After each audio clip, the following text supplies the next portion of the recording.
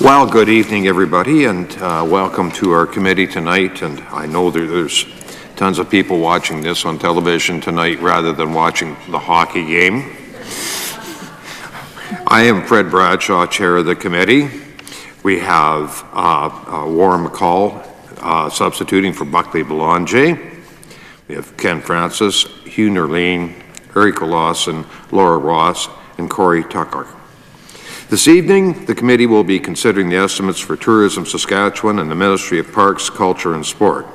We will also be considering two bills this evening. Bill number 107, the Provincial Emblems and Honours Amendment Act 2017, and Bill number 90, the Heritage Property Amendment Act 2017. We will now begin our consideration of Vote 88, Tourism Saskatchewan, sub-vote TR01. Minister Makowski, could you please introduce your officials and make your opening comments? And also the officials, when you speak, could you please say your name for Hansard? Yeah, thank you very much, Mr. Chair. I'm pleased to have this opportunity this evening to talk about tourism in our province and updates on developments and projects led by Tourism Saskatchewan. I have some brief opening comments, and then we will see if anybody has any questions. Of course, my officials, to my left are CEO Mary Taylor-Ash, and then CFO Kathy Rintoul is here this evening. In 2017, more than $2.37 billion in travel spending was recorded, and the number of visits to and within the province reached 13.6 million. Tourism-related jobs accounted for employing over 67,000 Saskatchewan citizens. The tourism sector is 95% small or medium-sized operations, with 79% of these situated in communities outside of our two major centres. I'll abbreviate it to TS. The 17-18 fiscal year was one that saw the organization continue marketing efforts consistent with the province's tourism brand. Consisting of three pillars, this brand speaks to the qualities and characteristics that set Saskatchewan apart from other destinations: land and sky, time and space, and community. Last year, TS began implementation of a new content marketing strategy, a digital-first, visitor-centered, always-on approach. Digital and social advertising is already driving consumer recall of TS advertising. In 17-18, TS social media following grew by 22% over the previous year. One of Saskatchewan's primary tourism sectors is the hunting and fishing market. TS will be spending approximately $750,000 in the US to promote fishing and hunting in 18-19. Sales of hunting and angling licenses to U.S. residents were up 28% in 16-17 compared to the previous year, indicating strong growth across all key U.S. outdoor markets. TS works closely with tourism operators, destination marketing organization, and communities. In 17-18, 101 tourism operators participated in a cooperative advertising program. CAP is a cost-shared provincial program that supports partner activities that promote a tourism attraction, event, or experience. The event hosting program supported a total of 33 events in 17-18 with impressive economic returns. 22 of the events were selected for economic impact assessment last year. From an investment of just over $346,000, those 22 events supported nearly 146 jobs and produced a gross output impact of $10.76 million. Upcoming events for 18-19 include the 100th Memorial Cup, LPGA Women's Open, the Congress of the Humanities and Social Sciences hosted by the U of R. TS is currently in the process of completing a product development strategy. This strategy will identify the tourism products and experiences needed to respond to tourism trends and meet demand. A strong professional tourism industry is dependent on a trained and skilled workforce. In 17-18, the Saskatchewan Tourism Education Council delivered industry training and skill development products to 10,807 participants, 45% over the target of 7,500. This was partially driven by the new requirement for responsible service of alcohol training. The Ready to Work program, which focuses on training To find long-term careers in hospitality and tourism was delivered to 150 participants in Loon Lake, Regina, Onion Lake, Meadow Lake, Pelican Narrows, and Shell Lake with 5 different Indigenous nations. A lot is happening in the tourism industry in Saskatchewan. We continue to see growth in this dynamic sector. Thanks for the opportunity to speak to the committee this evening. I'll open up to any questions. Thank you, Minister. Are there any questions? Mr. McCall? Thank you very much, Mr. Chair, Mr. Minister. Officials, welcome to the consideration of TS estimates this fine evening. I guess just a question off the top in terms of the fiscal restraint, the austerity measures that have been put out for different arms of government. What are the specific goals that have been set for Tourism Saskatchewan, and what are the impacts that will be experienced? In the budget, there was a reduction of $344,000, roughly 2.6 from the previous budget. A lot of those expenditure savings will be found internally, and I think Mary has a good handle on that. I'll ask her to expand on that area. Mary Taylor Ash. Yes, we are able to find those savings through vacancy management, and we are doing that as people retire or anybody leaves our organization. We do a full assessment of the position, whether we need it in the form that it currently is, and we've been able to not fill all positions that way. We've also been very mindful of savings in our administration area, things as simple as postage sometimes. Our travel budget, we've been able to cut back a little bit in that area as well. So we've been able to absorb the savings. Okay. How many positions are currently within the Tourism Saskatchewan envelope and the division between in-scope, out-of-scope? And are they members of a particular bargaining unit?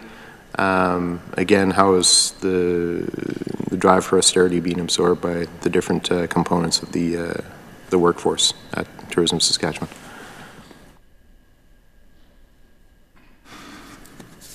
I have here for the 18-19 budget the number of in-scope employees at 53, out-of-scope 19.6, and the bargaining unit is SGEU. And just for the record, they're part of the broader public service SGEU bargaining unit that said no thanks to the memorandum of agreement. Is that, am I correct in that understanding, or are they part of a different bargaining unit? They are part of SGEU, but we negotiate separately with them. So you're your own distinct bargaining unit? Yes. What is the state of affairs in terms of the collective bargaining agreement that applies to the in-scope workers of TS? Mary Taylor Ash.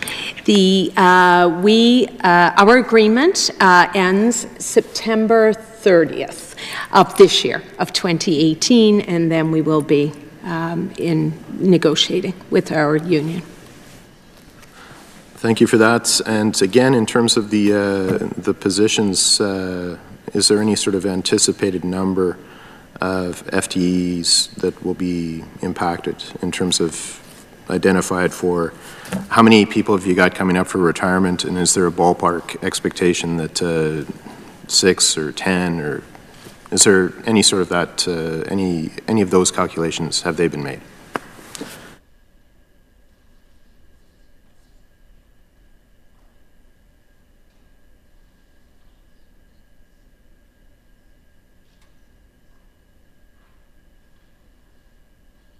Again, Mr. McCall, the 72.6 is the total number of FTEs in 18-19.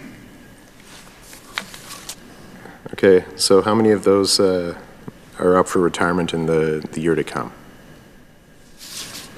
Do we have that number?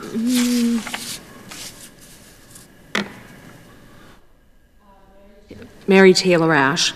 That's the number that we anticipate having next year. We are not anticipating any retirement that we would not fill the position, if that answers the question.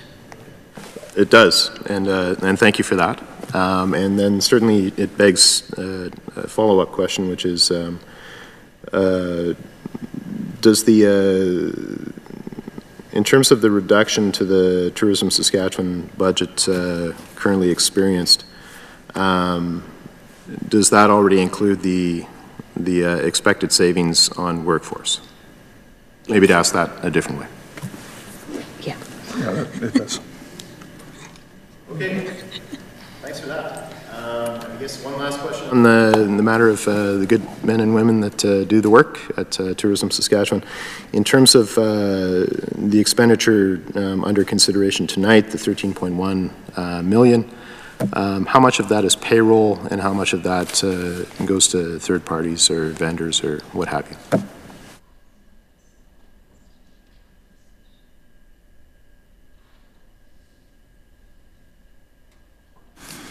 So the total compensation budget for 1819 is $7,001,256.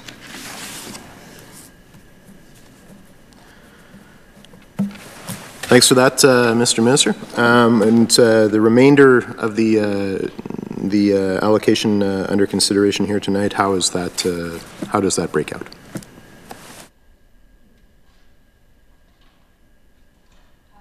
Mary Taylor Ash. The breakdown is, do you want just broad categories? Because it's marketing, we have industry development, education and training. Those would be some of the major areas, visitor services as well. Yeah. And you want the totals for those? Yeah. That'd be great. Good. So there's two different ways. Okay. Good evening. My name is Kathy Rentoul. I'm CFO with Tourism Saskatchewan. In terms of breaking down the costs further in our budget, so we have the just over $7 million that relates to our total compensation. And then we have a number of other costs that include professional services, advertising, and advertising is certainly one of the more significant pieces of our budget. We also have a number of costs that relate to promotions. We have some print and some travel-related costs in there, rent and equipment purchases, supplies and services, and some that relate to our capital, so our depreciation. And I can certainly go through each of those specific amounts with you if you want. And then on top of that is our grants. I guess I'll thank the official for that response, and certainly given the precious time that we have in front of us, we'll see if we have something to come back around to at the end to maybe get that greater detail. But certainly just the difference between, and I don't lay this at the doorstep of Tourism Saskatchewan, but in terms of the difference between the detail that's provided in the annual plan and the annual report, and then what's on offer with the subvote, and again, I appreciate you're a Treasury Board crown and all those things, but there are just some things that are good to get on the record in terms of the estimates we're considering here tonight. So we may come back to that yet, but thank you for the answers thus far. In terms of the challenges in the year ahead, and this is, I guess, as good a place as any to get into it, and I'm not trying to curry favor with the chair of the committee who's a pilot and interested in these kind of matters, but today there was a story in the media about the Air Transat ceasing operations for the year to come out of Saskatoon and Regina, which puts in relief a broader question about air connection to Saskatchewan, and then the way, of course, that impacts tourism. And would bet that everybody came by car, but That's not the case, and I guess with Air Transat, obviously it's more folks going out. But I guess the question is there a how much of this occupies the time of Tourism Saskatchewan in terms of working with other levels of government, other branches of provincial government, to try and improve the air connection equation for the province of Saskatchewan? Offer a few comments and I'll turn it over to Mary. This is, I think you brought up an important thing for not only the tourism sector but the greater economy in general. We talked in my earlier statements about how we market in Texas, for example, for hunting and fishing, and having an easier commute up to Saskatchewan is certainly a factor. I know there's a new CEO at the International Airport here in Regina, and my understanding is that's an important piece for himself as well. And we also talk about trying to attract European visitors to Saskatchewan, particularly from the UK and Germany, and those are certainly important markets as well. And air travel is key to that area. I think, as I mentioned, it's fair to say that this is definitely on the radar. And I can think of a few years ago there was direct flights from Regina to and from Denver, Chicago, and Minneapolis. And as you mentioned, that has dwindled down. I believe there's still a direct flight from Saskatoon to Minneapolis as well. But I think Mary can add on to my initial comments, so I'll allow her to do that as well. Access is always an issue when you're talking about tourism. And air access makes a big difference in terms of getting visitors to come here. The more convenient it is, the lower the cost, the easier it is to attract people. What we are doing, and the minister had alluded to this with the airport authority, we do work closely with the airport authorities. And I'll just give you an example with the new CEO of the Regina Airport Authority, and they're working very hard to attract carriers, especially from the US. We work with them to provide the statistics that they need about what these markets look like, where we are traveling to promote, and we've worked closely with them on this so that we are in partnership. We also meet with other organizations like the destination marketing organizations, and one of those that we work closely with is the Economic Development Group in Regina, and they have Tourism Regina. And so meeting with their senior people to strategize a bit of how we can work together to attract more people. But this issue also is part of our federal, provincial, territorial talks as well. And so a lot of the issue around air access in Canada, therefore in Saskatchewan, is really the federal government's cost and how we have a very high cost system of air transportation. And so we also work a bit with the Tourism Industry Association of Canada to keep that dialogue going with the federal government to say, okay, are there ways that costs could be reduced so that it could be more attractive for carriers to come here?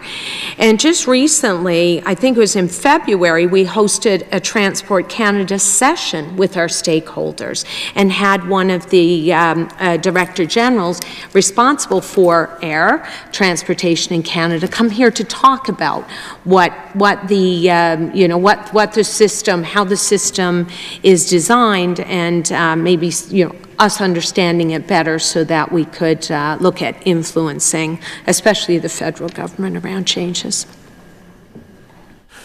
Is there anything that we can do as either a committee or as a legislative assembly in terms of strengthening the call?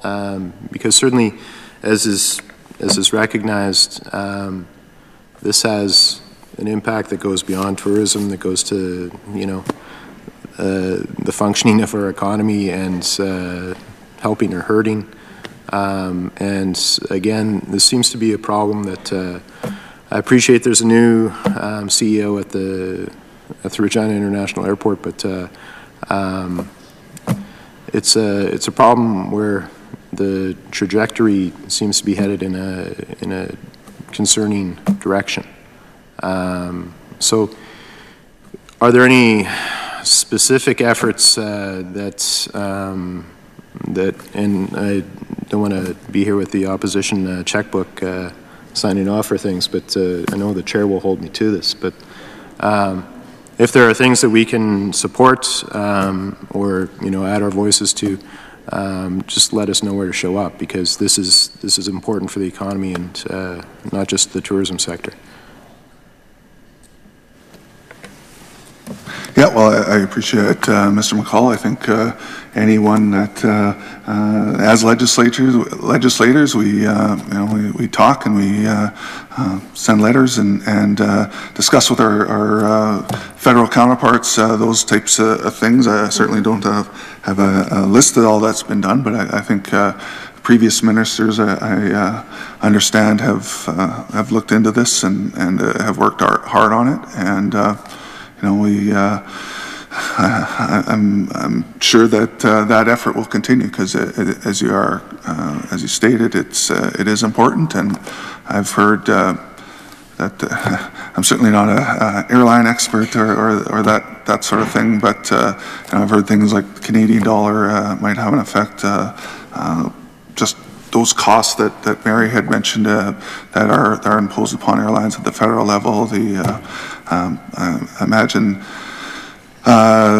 taxation, a carbon tax, those types of things all go into the equation, whether it's profitable or not to come into Saskatchewan. So those are important links to outside markets that rely on in the tourism sector, and if we want to attract business to Saskatchewan, people want to get here in a reasonable effort. So I understand and I hear your call.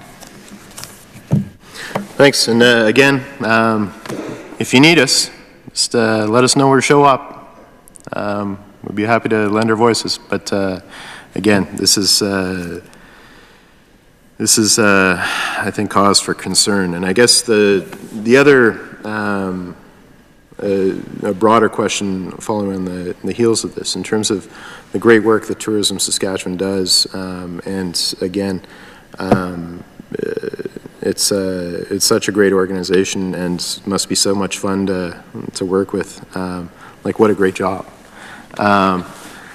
But in terms of all the great things that happen in the province and the way that Tourism Saskatchewan's got a mandate not just to showcase them, but to invite people in, you know, again, what a great job. But what's the, you know, you want to get people to it, so as you point out, access is always a concern. What are the other concerns that the Tourism Saskatchewan faces as it pursues its mandate of showing off the province?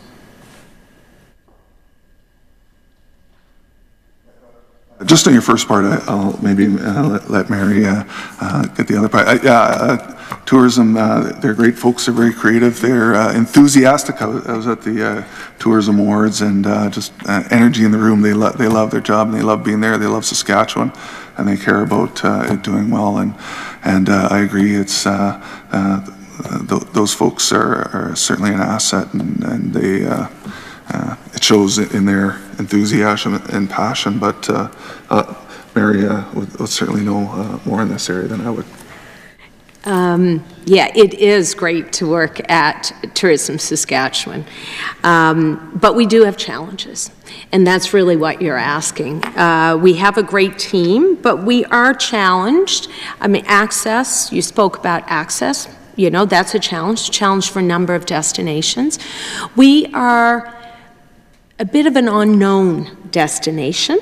as well. So what we have found is that when people do know us and they're familiar with us, they love us. But if they don't know us, we haven't created, it's hard to create that sense of urgency that you must come to Saskatchewan, you know, to visit. The other challenge that we have is just pure competition.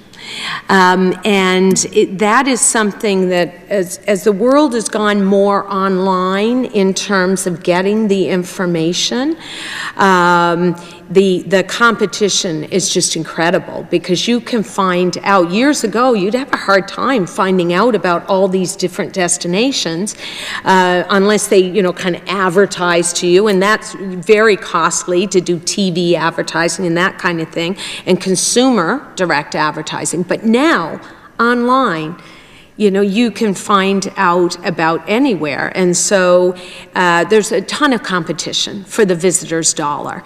So that makes it, you know, that's challenging. And you have to constantly be more and more creative. And so the language has changed. Over the many years that I've been involved in tourism, that the language is changing now. So we have to talk about how can we engage people. So the challenge is to start a conversation with the visitor and get them intrigued about coming here, and have that kind of, you know, storytelling, that what we call brand journalism, where, you know, we're all, there's so many destinations in this game trying to engage the visitor. So yeah, there are lots of challenges. What is great is that we have a great product. We have some of the best product in the world in certain areas, like certainly our hunt and fish. We have, you know, we are highly competitive in that area in the U.S. And as the minister pointed out, we've seen growth in, and this is very, very promising. We've seen growth in the sale of licenses from the U.S. market. So we're starting to see a bit of a resurgence there. So there's lots of opportunity, but some challenges.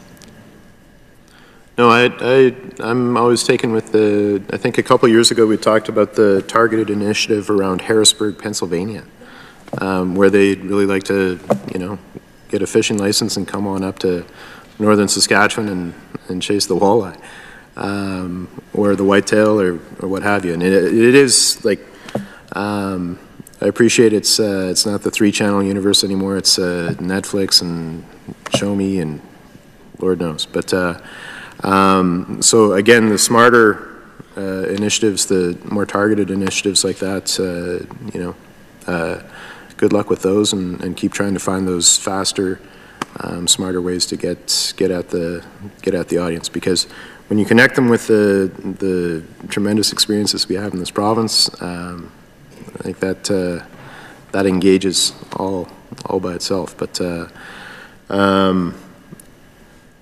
I don't know that I've got many more questions than that at the moment, Mr. Chair. But just you know, we'll keep looking to you for continued good work, and I thank the minister and officials for sharing this time with us here this night. Well, thank you, Minister. Do you have any comments before we take a recess here for changing your officials? I would like to briefly thank the committee and the officials, Mary and Kathy, for your information, and I'll echo Mr. McCall's sentiments. Your hard work and passion in this area that's important to our province. Okay, seeing no further questions, we'll adjourn our consideration of the estimates for Tourism Saskatchewan. We'll recess for 5 minutes while you change officials.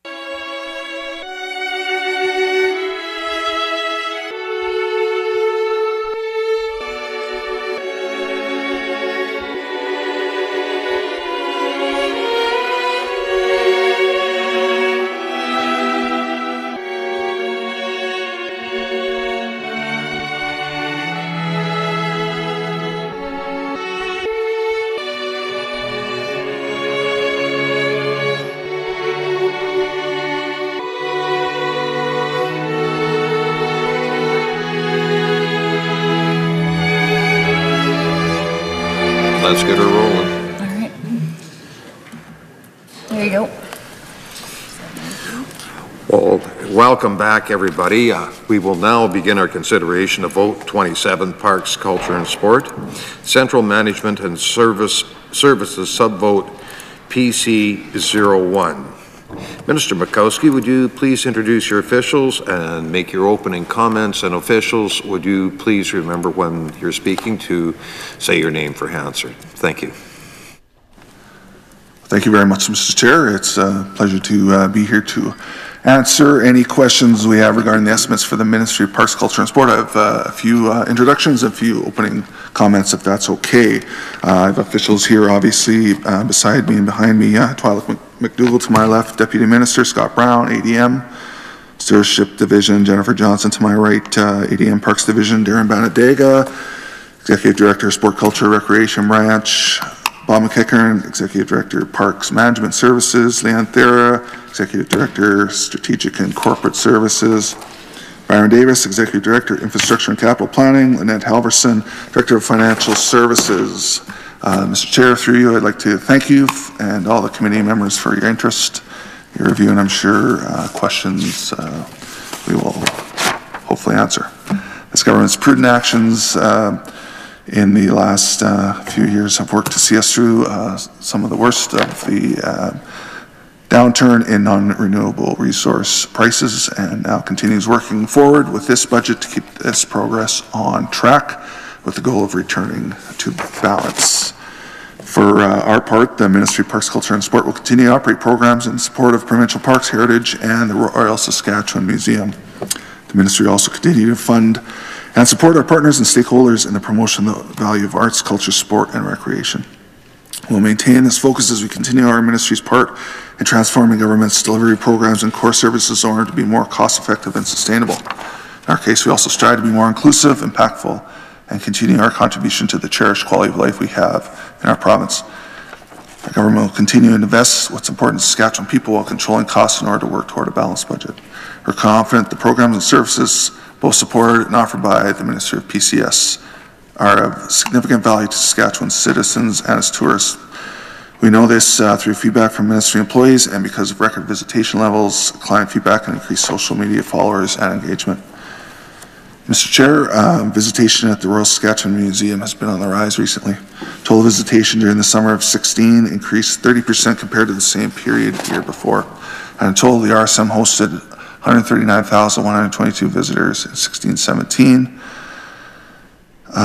In fact, that year visitation hit a 20-year high. It was 19% higher than in 15-16 and 38% higher than the 10-year average. As well, the RSM has maintained that increase, and I'm proud to say that the museum welcomed over 140,000 guests in 17-18. The increase in visitation is credited in large part to the launch of new exhibits, programs, popular science-based and family-friendly events, and important research performed by RSM scientists. In 2017, the RSM launched a new exhibit titled "We Are All Treaty People."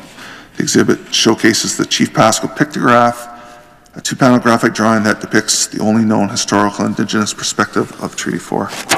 We Are All Treaty People exhibit also features a reproduction of the original handwritten version of Treaty 4. RSM staff consulted with elders and members of the Pascal First Nation over the course of a few years until the exhibit was ready to launch. The exhibit has created interest and a visitation increase, and has also brought back the questions and ideas of treaties back to the minds of people who visit. Very soon, another exhibit is set to open on May 17th, just days away here. The newest RSM exhibit, Zoom, will allow visitors to zoom in on nature using cutting-edge imaging systems. 9 interactive stations will show bugs, skulls, feathers in a world that you never imagined was around you. The exhibit will also highlight some of the internationally recognized research happening right at the RSM. The RSM has also had 3 major infrastructure projects recently. A new elevator, fully accessible washroom, and the installation of free Wi-Fi for an improved visitor experience. As well, we're gearing up for the summer season at the T-Rex Discovery Center in East End, Saskatchewan. It opens on the May long weekend, goes to September long weekend, and visitation at the T-Rex Discovery Center was also up 5% higher than 16-17.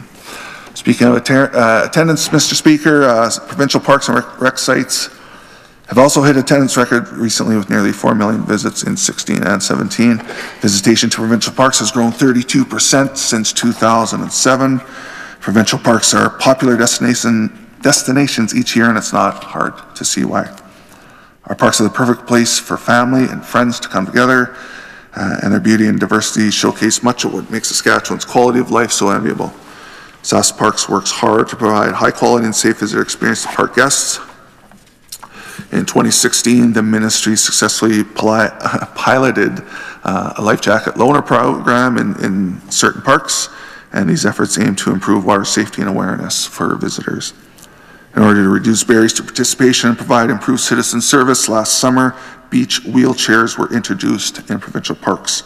Following a surge of positive feedback and demand, the initial purchase of 5 beach wheelchairs doubled to 10 before the end of the summer. The beach wheelchairs are free for park visitors and can be made available in any provincial park. These services and fantastic programs and events like Learn to Camp, Learn to Fish will continue to be offered this summer. The 2018 season will also bring the addition of new and exciting offerings. Sask Parks works to attract new markets to provincial parks in order to develop new campers and outdoor enthusiasts. This summer we'll see the launch of the pilot project Easy Camp, announced just Friday.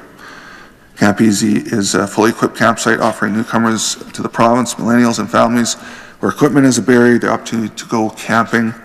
Camp Easy will be offered at 3 campgrounds: Pike Lake, Echo Valley, and Buffalo Pound. Further parks have requested for have requests, for semi-permanent campsite rental shelters that enable users to have camping experiences in upgraded accommodation. Enter the Yurt pilot project at Great Blue Heron. At that park, you'll have a reservable yurt that will save guests the time and expense of purchasing, hauling, and setting up their own camp units, allowing them to spend more time visiting and enjoying experience in nature. We also continue the option of fall camping, and this will expand from 6 to 9 campgrounds in 18. It's important to note the government is ensuring provincial park facilities and infrastructure systems meet the growing needs of our park visitors. The Ministry's capital program balances the need for park facility growth initiatives to meet changing visitor needs with the requirement to upgrade and renew existing park infrastructure systems. This year's budget includes $9.5 million for capital projects, an increase of $4.5 million or 88%. This represents a return to base capital funding after 2 years of fiscal restraint.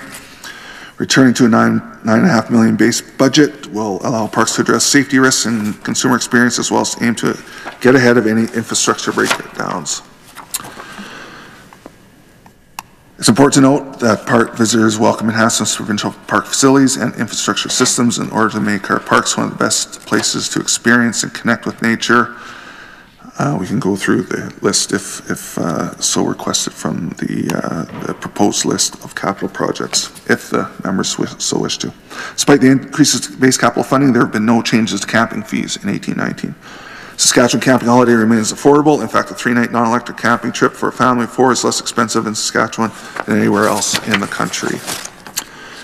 18-19, the government of Saskatchewan will be investing $13.9 million in Saskatchewan's creative artists and arts organizations through our annual allocation to the Arts Board and Creative Saskatchewan.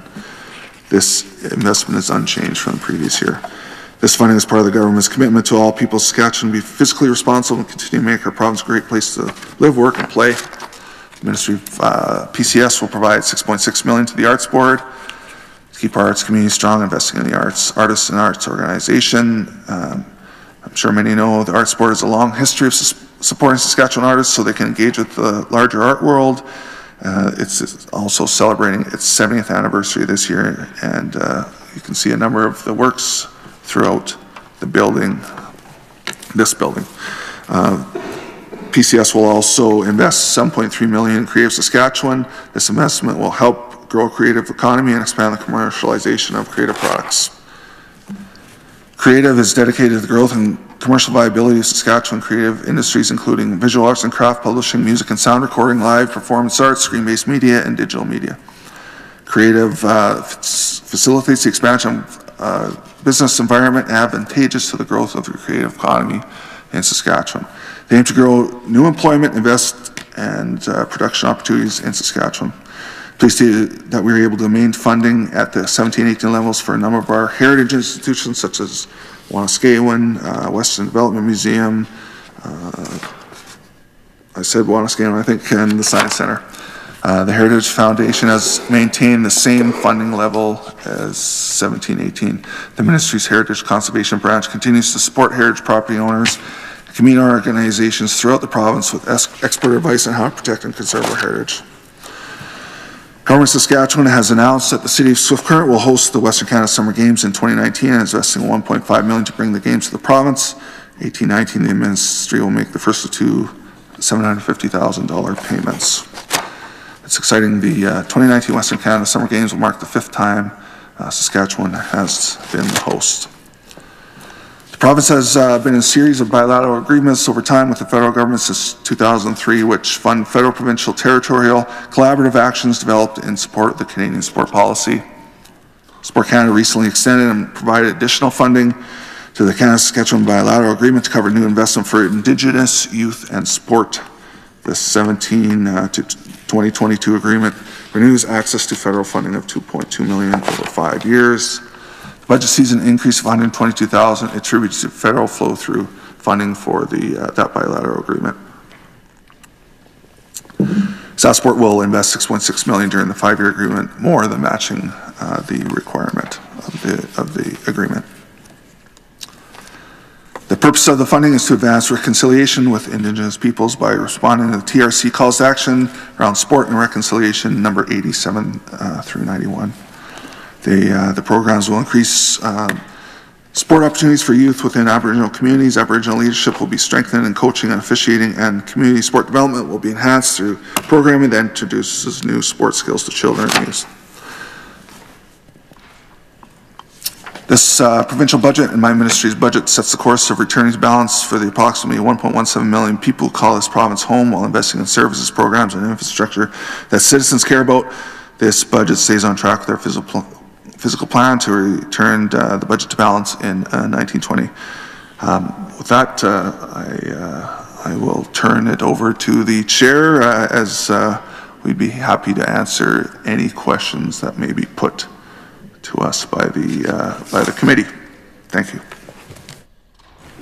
Thank you very much, Minister. Are there any questions? Mr. McCall. Thank you very much, Mr. Chair. I guess welcome, Mr. Minister, officials to the consideration of these estimates. I guess right off the top, can the Minister clear up, is there any preferred access to the yurt that has been put in place for the member from Carrot River Valley? Can the Minister clear that up for the committee?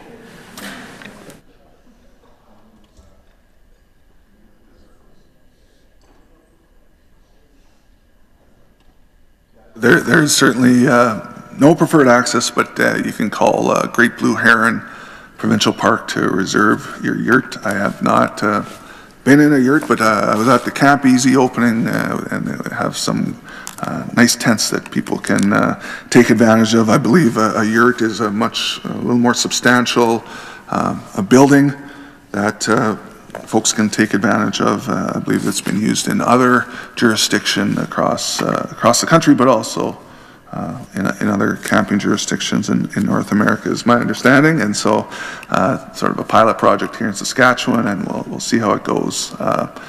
Certainly the member from Carrot River has equal chance as anybody else in Canada to order his time in one. Well, I certainly look forward to the reports. In terms of, I was very interested to see the Camp Easy announcement. I guess, and I think it's a smart program. In terms of, I think there was some Learn to Camp programs that have preceded this, especially with new Canadians that maybe don't come with the full basement of old camping gear to deploy. So, you know, hats off to whoever thought that one up in terms of improving access to our beautiful park system. And I guess, can the Minister clear up for committee, did you in fact chop your own wood, or did you have an ADM prep the wood for you? There were several intact pieces that were not prepared, but I think I couldn't resist. I took a swing at one of them, and actually only did damage to the wood, and so yeah, that worked okay. But yeah, no, I appreciate the comments. I think we piloted, this is another project that was piloted through SAS Parks. I think, as you mentioned, there's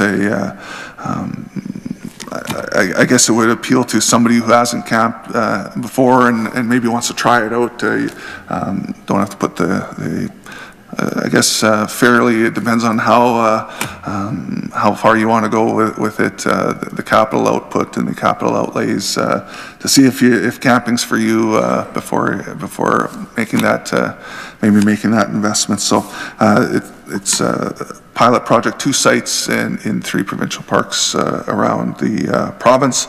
I don't believe those were available in the online booking segment, but you can call each of those parks to reserve one of those. I think it's obviously at Echo Valley where the announcement took place, and Buffalo Pound as well as Sask Landing were the three parks that you can take advantage of that new opportunity. Well, thanks for that, Mr. Minister. Always glad to see a minister doing his own chopping. Good to see. I guess a third sort of question on this theme. Is the Learn to Fish program still going on with the ministry? And if so, have you acquainted the member from Carrot River Valley with the terms of that program? How many years?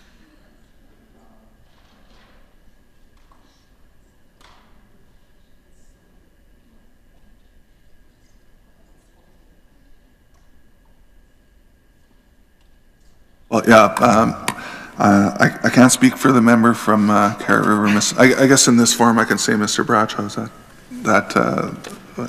as we're not, we're in the committee stage. It's the third year of Learn to Fish, and again, particularly the folks that maybe are new to fishing, new to Canada, or what have you, whatever your situation happens to be, get a chance to learn and get hooked, so to speak.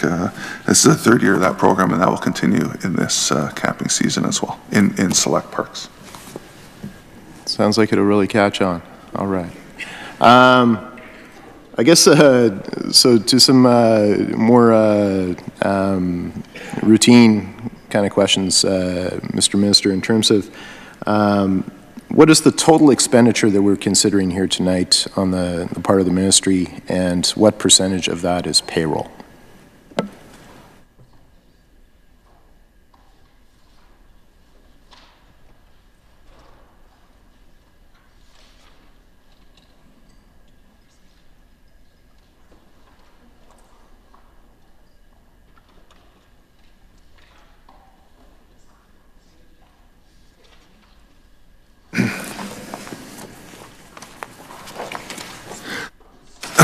It's 65.2, but we're bear with us while we find the payroll.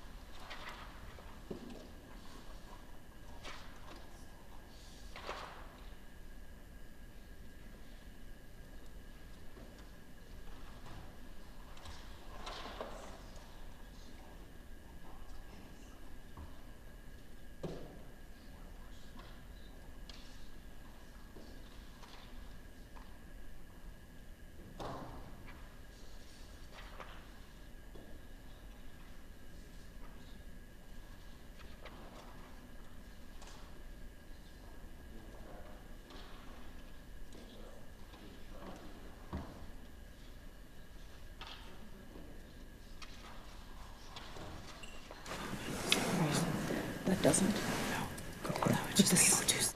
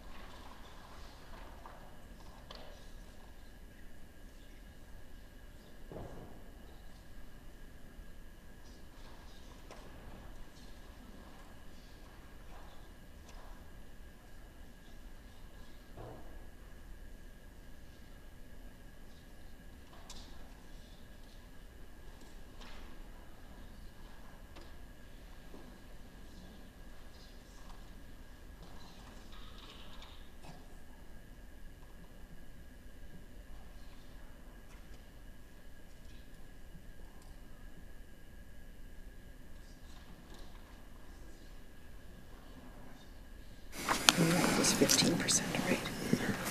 Okay, I'll get Ms. McDougall to, sorry about that. It's fairly straightforward, but it's not quite as simple. With the commercial revolving fund in there, there's the subsidy included in that, so the percentages change a little. I'll let the accountant in our midst answer that. Hi, it's Twyla McDougall. I'll try my best to answer your question, but it is in two phases. So the ministries has their general operating fund that comes out of the GRF, and the percentage of salary on that is about 15% of the 65.2 million is at the budget there. Now, the commercial revolving fund also has received some money, subsidy money that's identified in estimates, but it also brings in revenue. And so the total expense budget for all of parks is just over $28 million estimated. And of that, just about 15.6 million is salary dollars, so about 55%, which makes sense because that's all of your frontline staff in all of the parks and recreation sites. Thank you for that. How many full-time equivalent positions does that entail? And are in scope, how many are out of scope?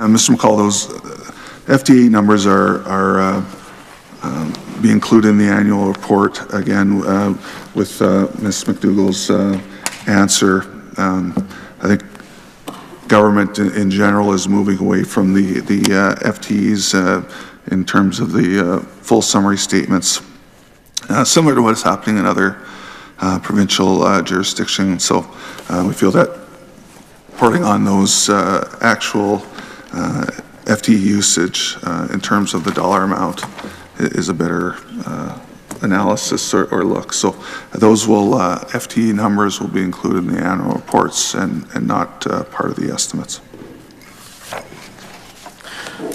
I guess I won't belabor the point about you know, the taking them out of the estimate documents. I disagree with the government on this point, and have certainly, you know, said as such in every estimates I've been part of to date.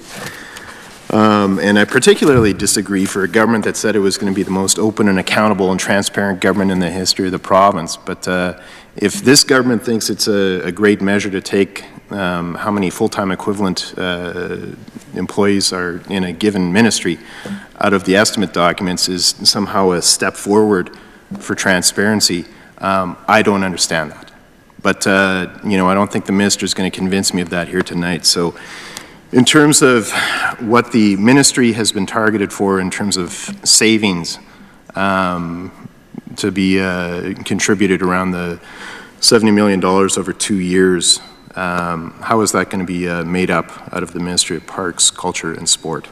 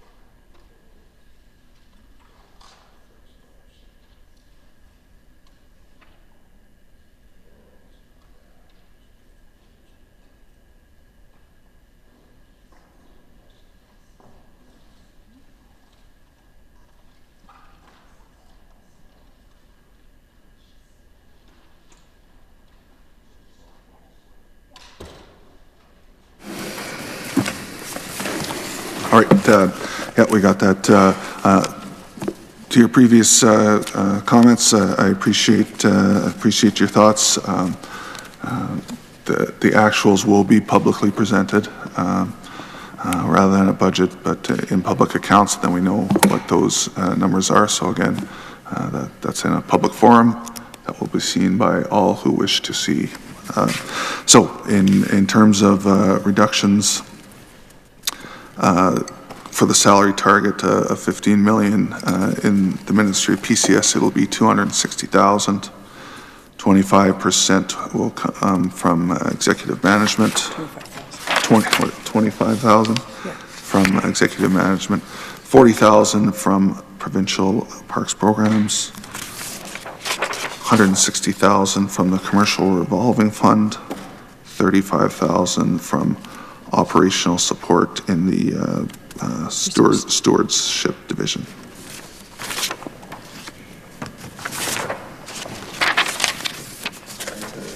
Thank the Minister for the answer.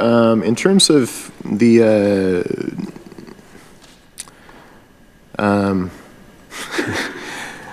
obviously a great majority of the workers at Parks, Culture and Sport and the associated entities would be in scope. A great majority of them, if not all of them, would be in the largest public service unit of the SGEU.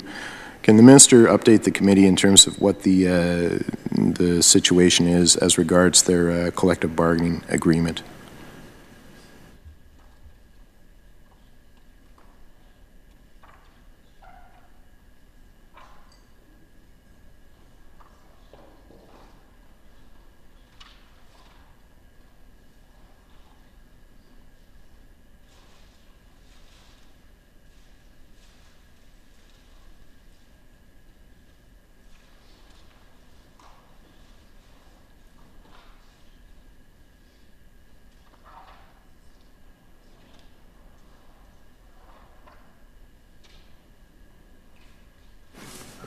Parks, Culture, Sport doesn't directly deal with the negotiation of any contract, so that is handled through the Public Service Commission. Those questions might be best put to that ministry. They would know, have a more fulsome answer.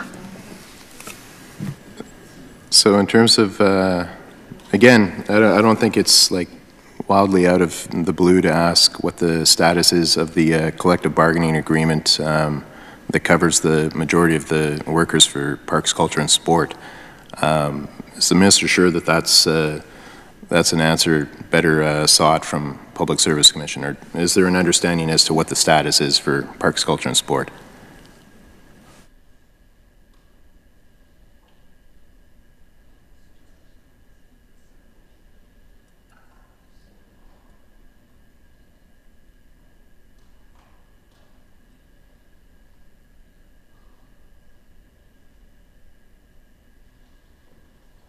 Well, again, Mr. McCall, the process is ongoing.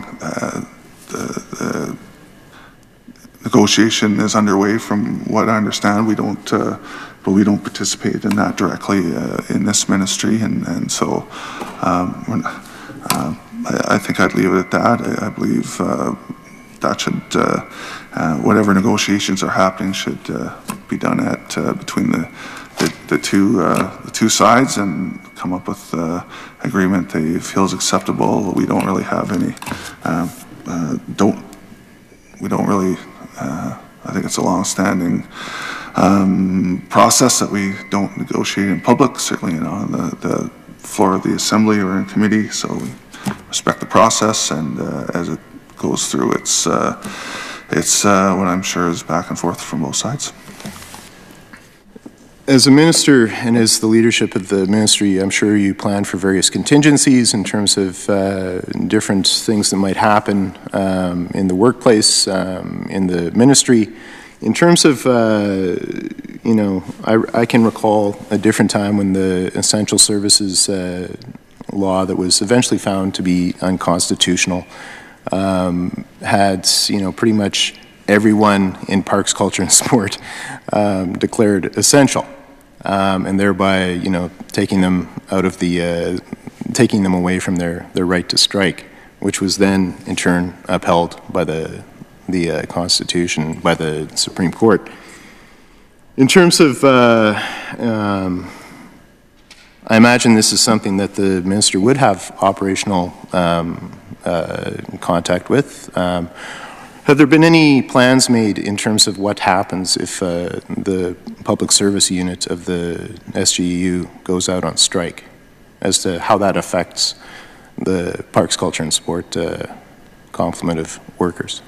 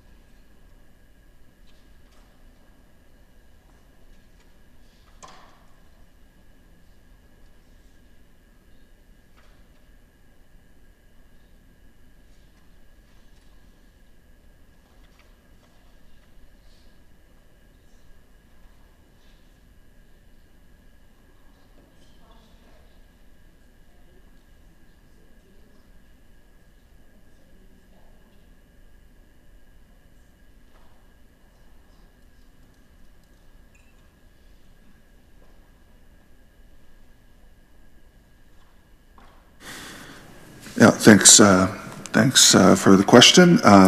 Yeah, the ministry has, in general, continuity planning in case of some unexpected event, evacuations, emergency planning, operations, if something happens, if there's fire, flooding, etc. So those are part of the things you want to be prepared for.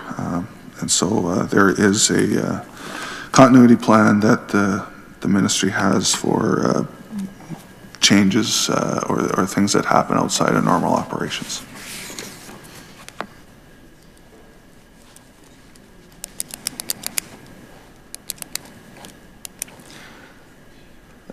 Thank the minister for that. In terms of the subvotes under consideration here tonight, under Parks, PC 12, a question I'd have for the minister in terms of the Parks capital projects sub-item under the allocations. Has there been what all is involved in that particular line item? And does that line item cover the sale or the privatization of any parks assets in this fiscal year?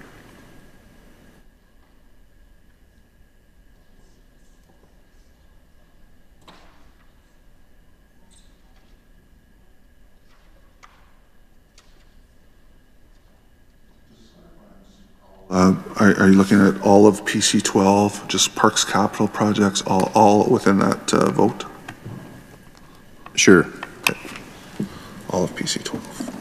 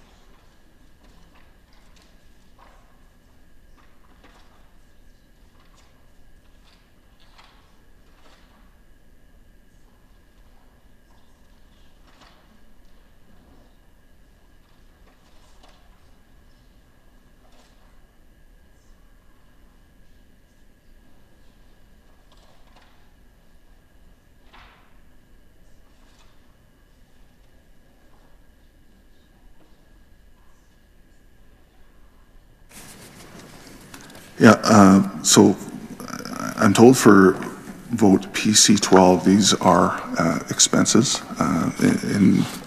for accounting rules.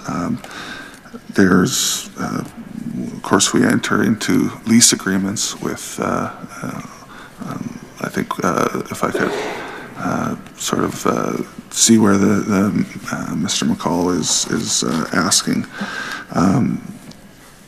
We've done that for many years under many different governments. We've come into lease agreements for operations within parks for a wide variety of services that folks are interested in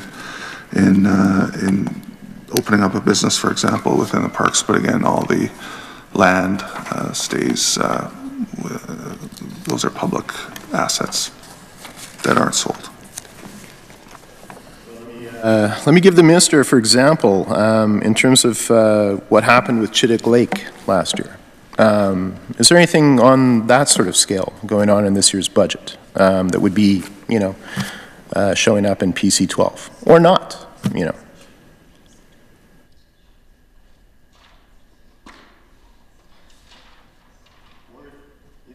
Somewhere else in the budget, that'd be great to know as well. But thanks.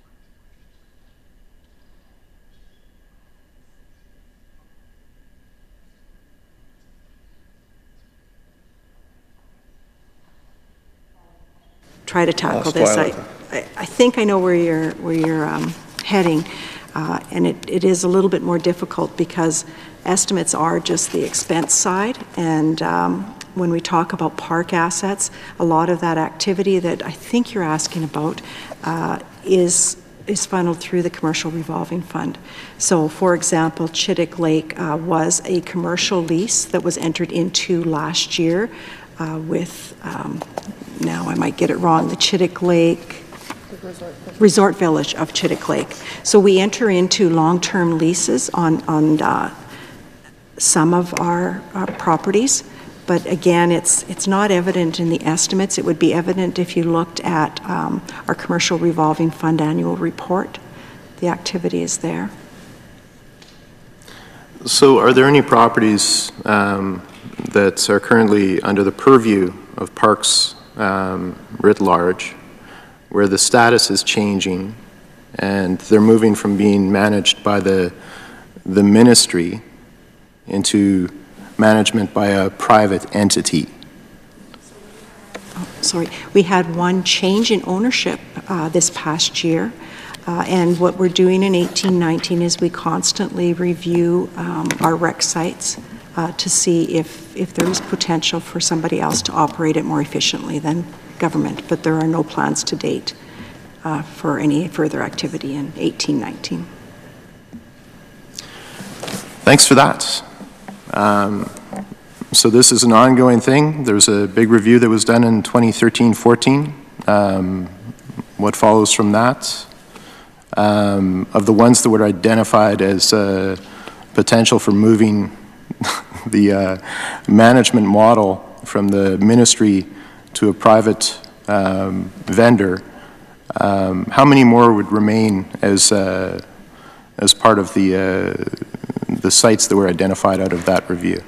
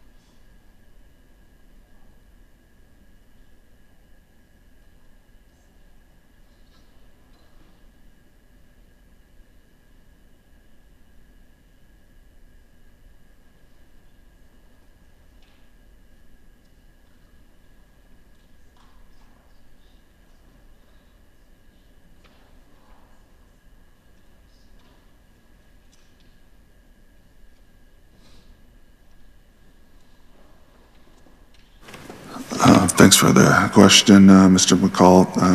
So what you're referring to, 74 potential sites have the potential to be better utilized under another model. In this past year, 16 or 17 of those rec sites will be looked at. Before we do anything, of course, there's consultation with the community, hopefully finding what's in the best interest of all involved. So again, I believe there's 127 rec sites within the province of Saskatchewan, some with varying uses and potential for better usage. Some might be better used in a different manner, and so those will be looked at. And again, consultation is important to that. And again, best use for the people of the province of Saskatchewan is what we're looking at. The sort of baseline review that was conducted of the rec sites, has that been made public? Can the ministry point me to where I might find that in the public domain? Or if not, could that be made available to the committee?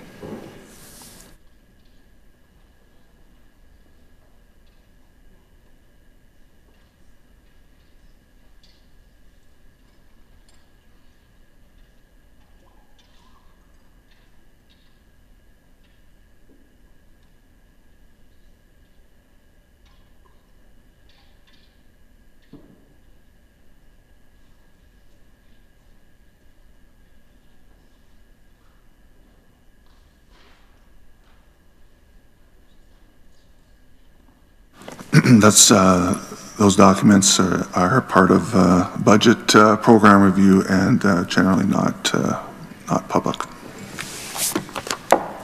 So in terms of the number of rec sites that are under consideration for this year, could the minister restate that for the record?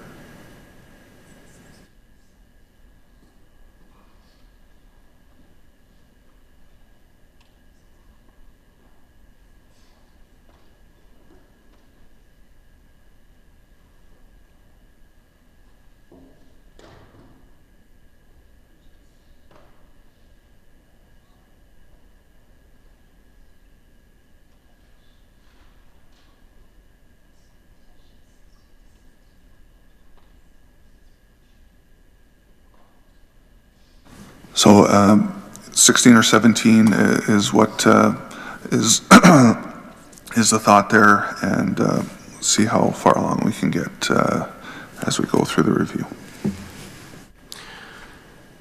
Can the minister or officials describe what constitutes the criteria by which you assess a better model might be utilized as opposed to the ministry overseeing the 16 or 17 sites that you've referenced?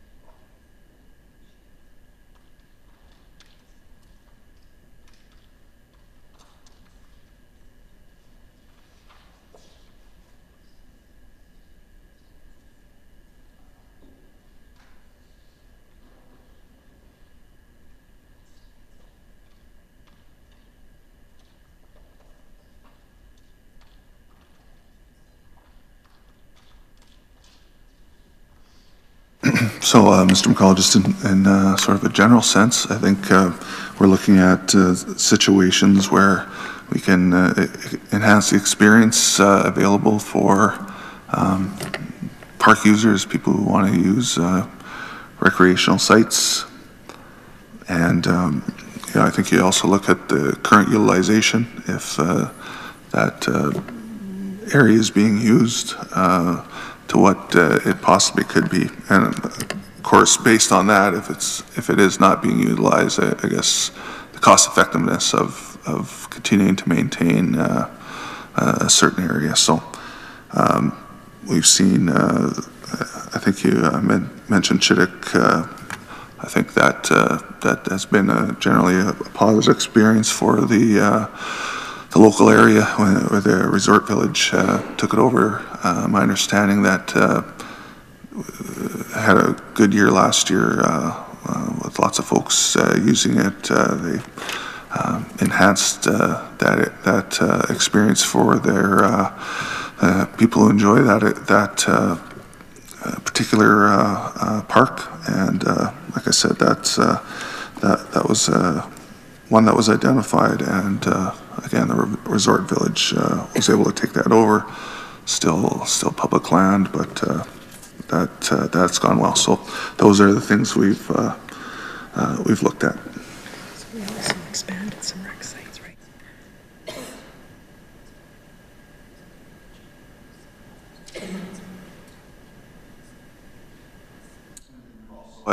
I should, we've done that, but we've also enhanced certain rec sites throughout the province from the ministry. So I guess what's again best usage and the ability for each rec site to have its best utilization and best customer experience.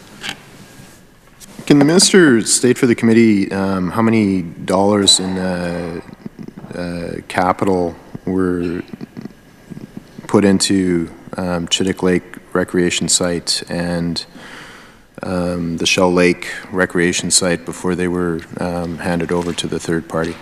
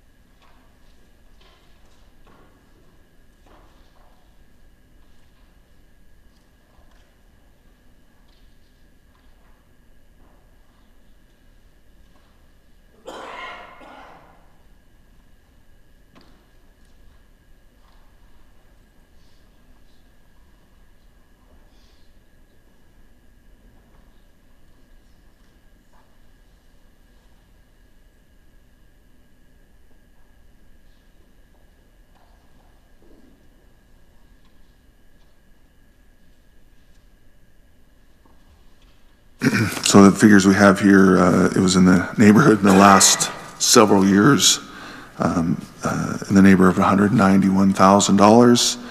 Electrical expansion and safety upgrades. I think there was a safety component there as well.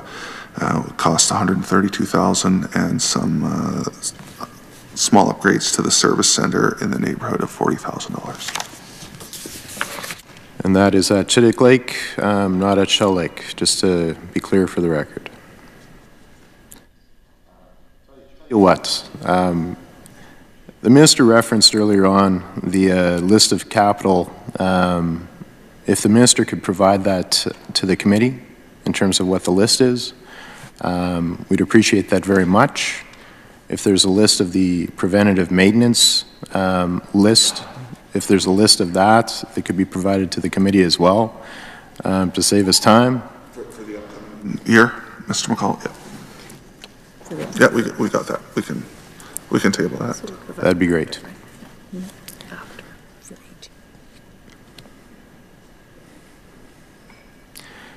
Just a broader question on park preventative maintenance.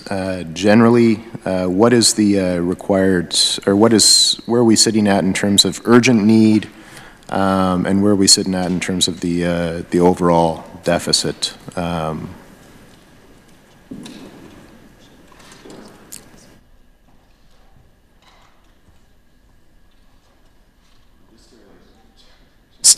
Just to be very clear, we've got the minister's undertaking that he'll provide those lists of preventative maintenance and capital projects to the committee.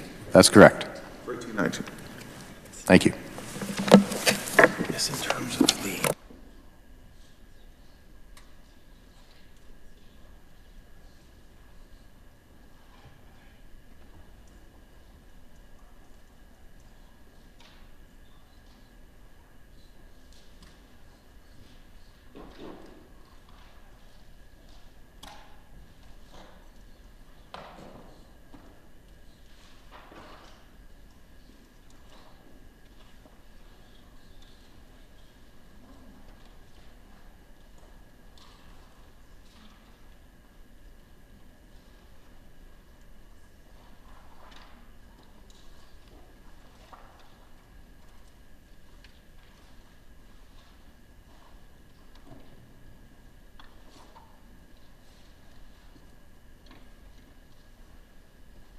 So I think when we talk about infrastructure renewal for the ministry's base capital program, I think that's fair to say industry standards at 2 to 4% of total asset replacement value should be allocated to try and manage the existing infrastructure.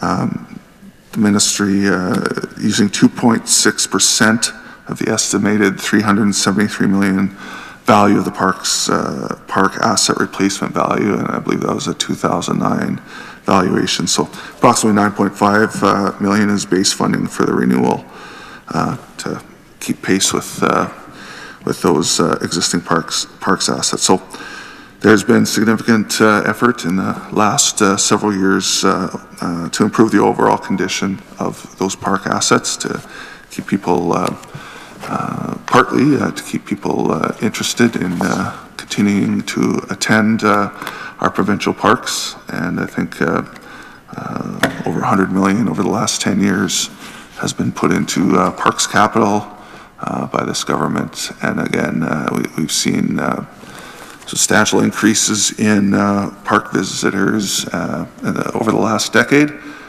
Certainly the natural assets we have in our province are part of that, but I think some of the amenities we've been able to provide and also the safety aspect is certainly important for our park visitors. We have, in certain parks, we have thousands of people attending at any given weekend, for example, and essentially become a small municipality. So we've made significant investments in safe drinking water and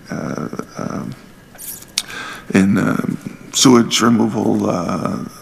Those sorts of amenities are important to parks visitors. So again, with that capital plan and that preventative maintenance, there's been certainly a lot of work done in our parks.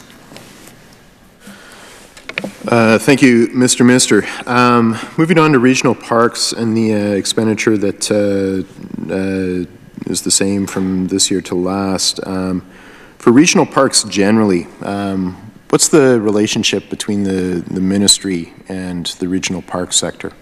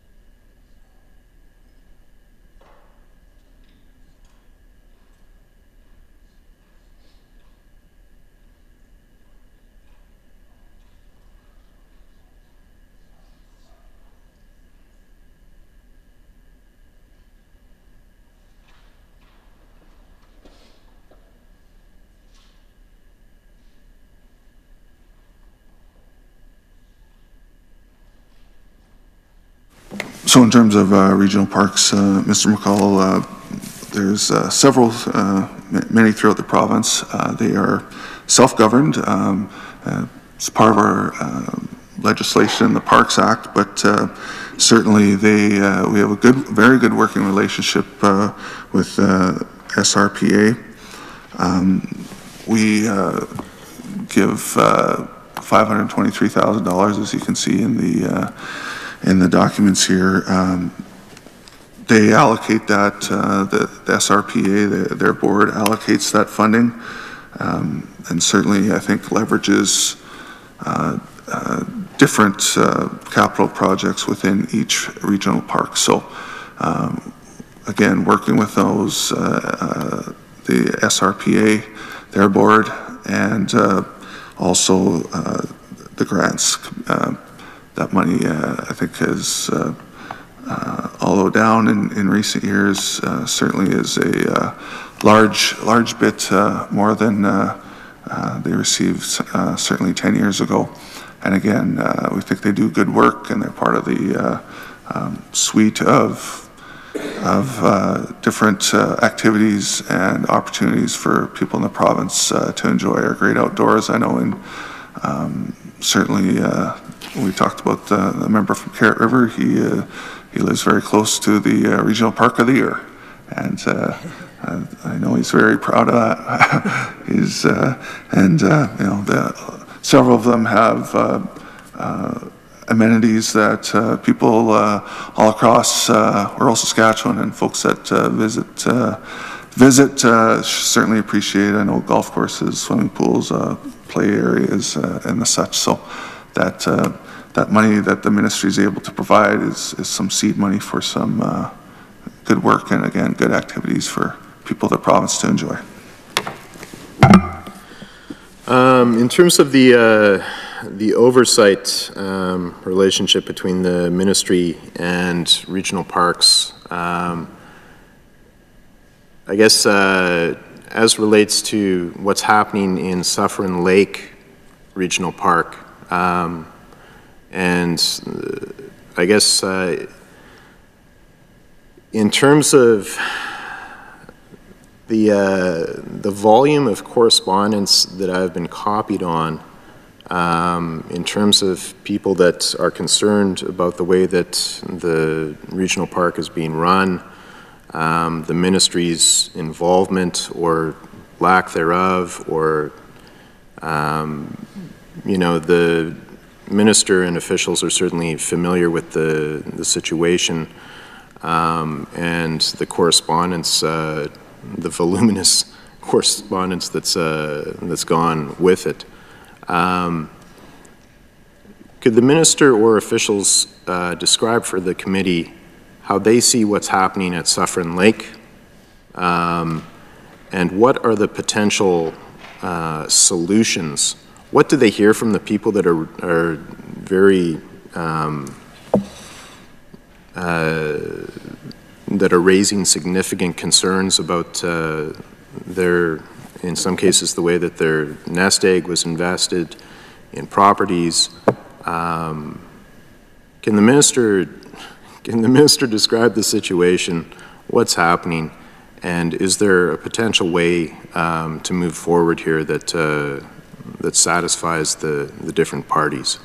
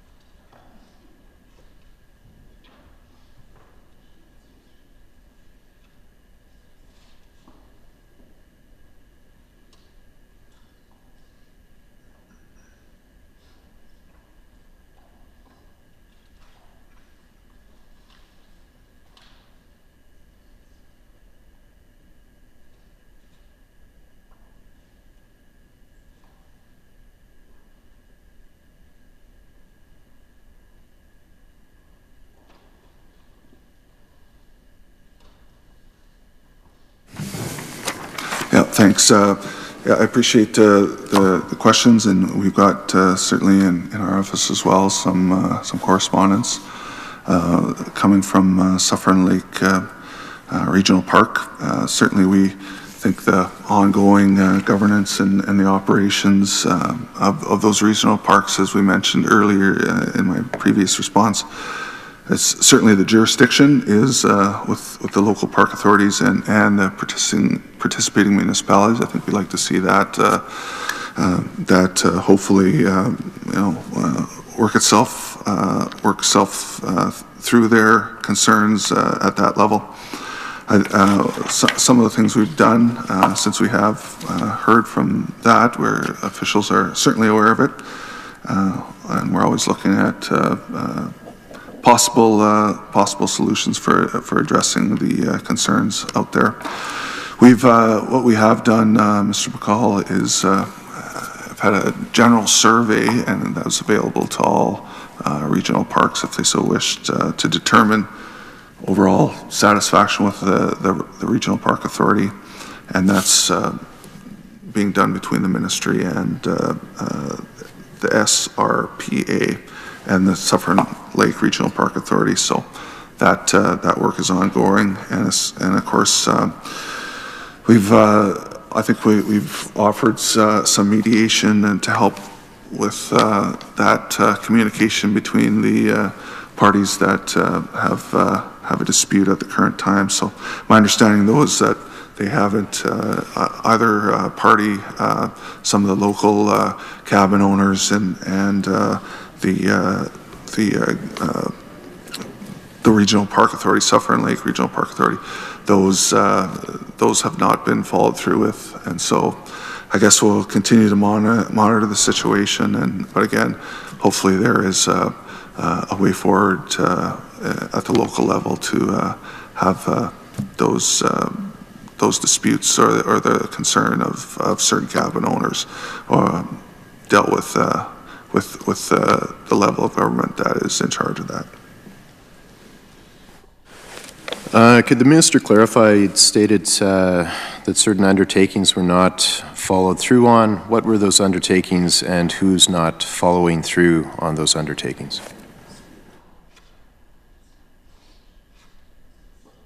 Again, the dispute resolution was offered by the ministry to try and mediate some of those,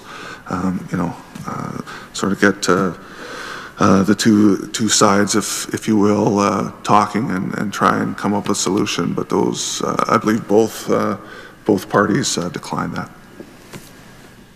So what now?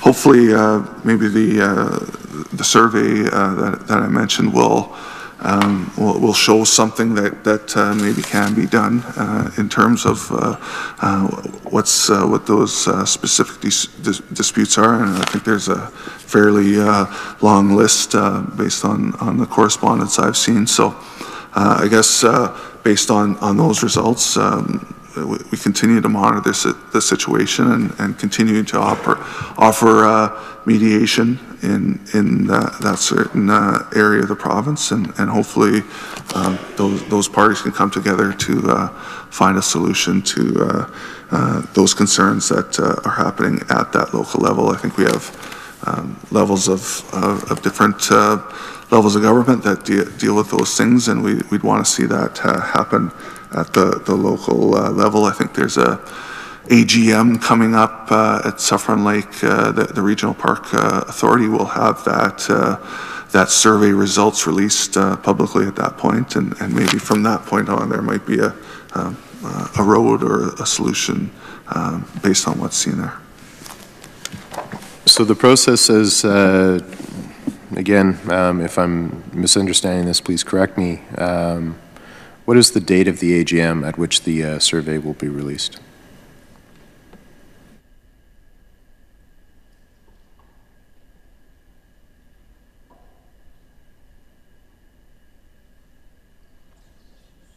Results.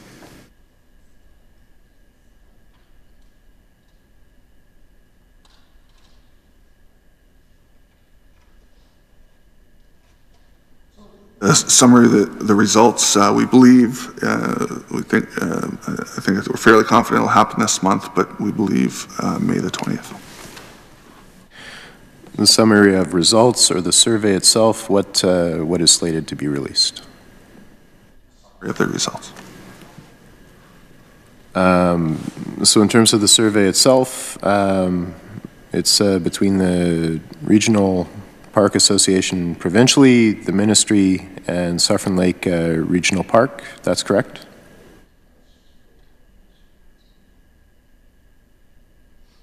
Well, yes, but the same type of survey will be available to other regional parks if they so are interested.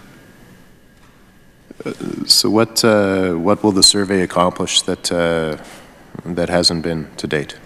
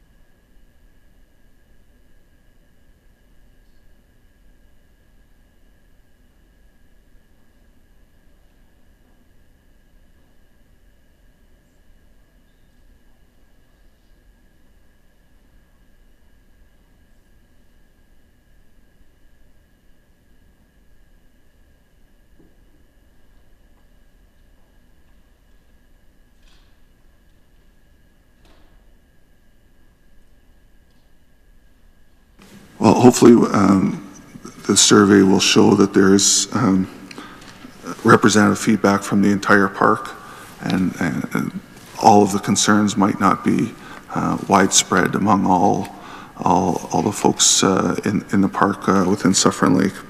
And there's some suggestions, I believe, or some of the questions that might yield some path forward as the process unfolds. So if this is to be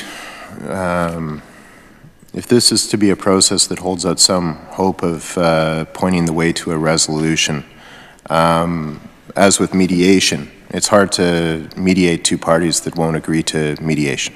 You know, I think is one thing I'd infer from what the minister is saying.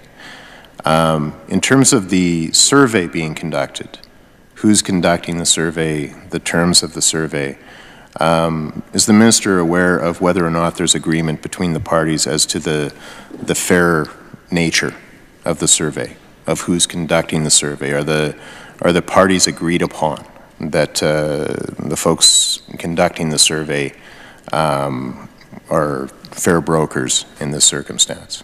Or were there concerns registered about who's conducting the survey, and that diminishes the likelihood of this serving as a good path forward as a result? Is the minister aware of any of that?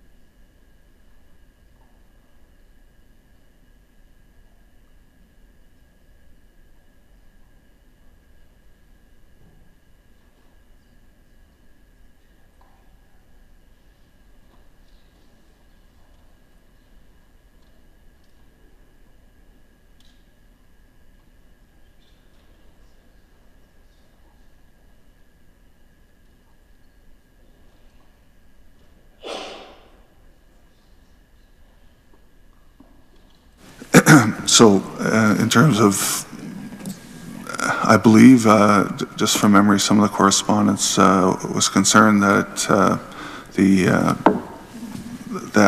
survey process might be slanted or what have you. I can't remember the exact wording, but the Regional Park Association, Saskatchewan Regional Park Association, they led the survey. The responses have been confidential. The ministry, I understand, did provide some assisted in some of the questions to ensure it was neutral and fair. I understand that some individuals might be concerned with it. I'm not sure how we alleviate that completely.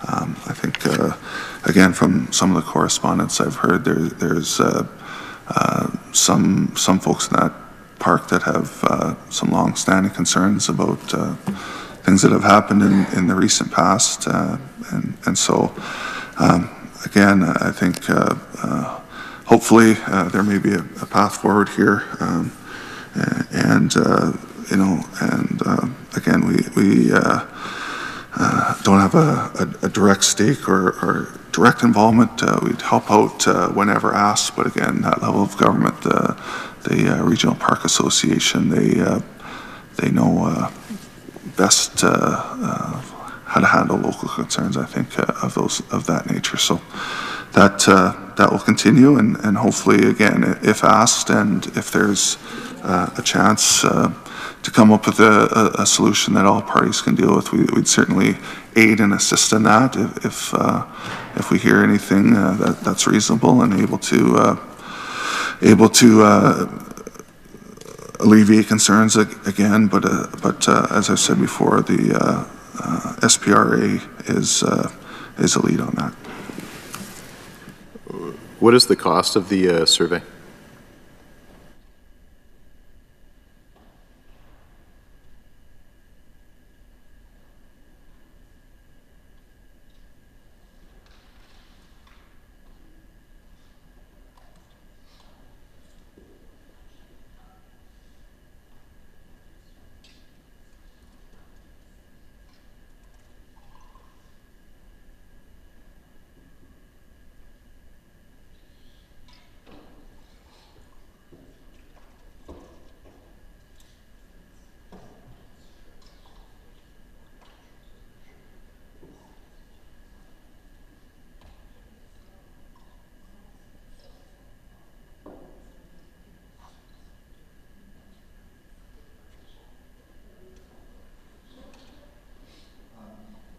We don't have the exact number. We think is fairly low in terms of all the costs that are involved in government, but we'll have to get back to you on that.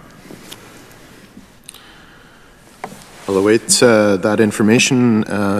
Was there any consideration of bringing in someone, I don't know, from the mediations branch in justice, or somebody outside of the ministry?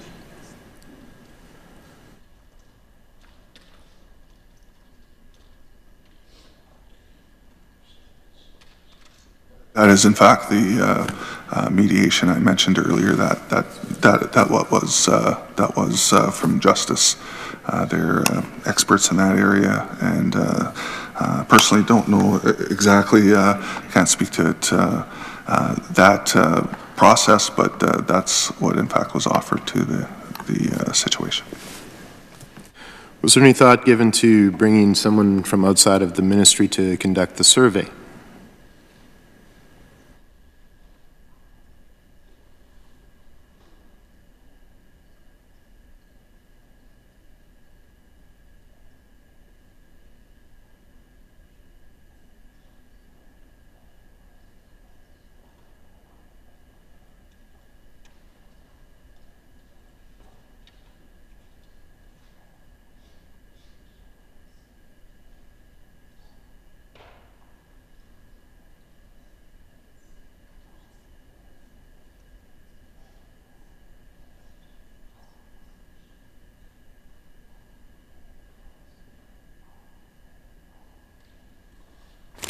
Again, Mr. McCall, we don't govern regional parks, but where possible, we have been able to give, hopefully, some support. Again, the SRPA, that would be up to them if they want to go to an outside agency to get some sort of survey done. Cost would likely grow quite a bit from there, though. So you're responsible for the act that governs the regional parks, that's correct? Legislation. Just the responsible for the legislation.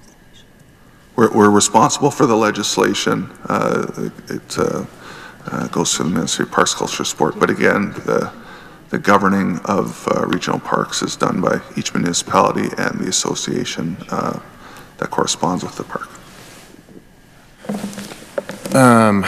So in this budget, you're forwarding $523,000 to the sector. That's correct.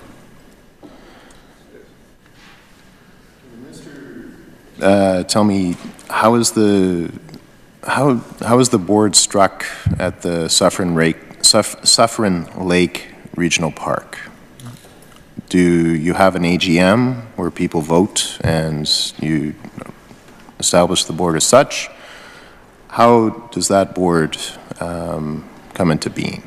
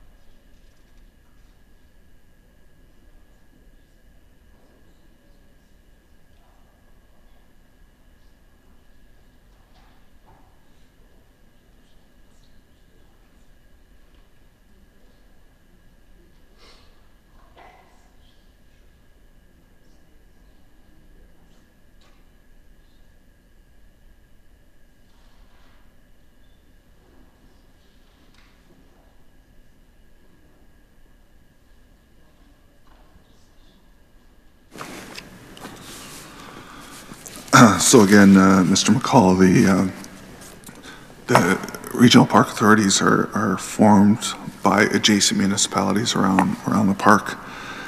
So they ask for establishment of that at whatever point they want to form a regional park.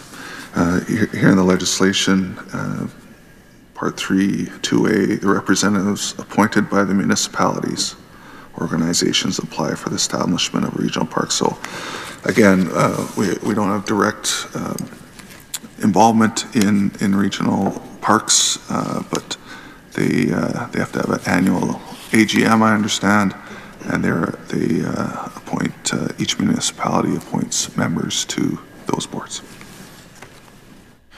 So if I'm a ratepayer or a leaseholder in Suffern Lake Regional Park and I pay, X dollars and I see my my fees go up by 70% in 1 year, what recourse do I have?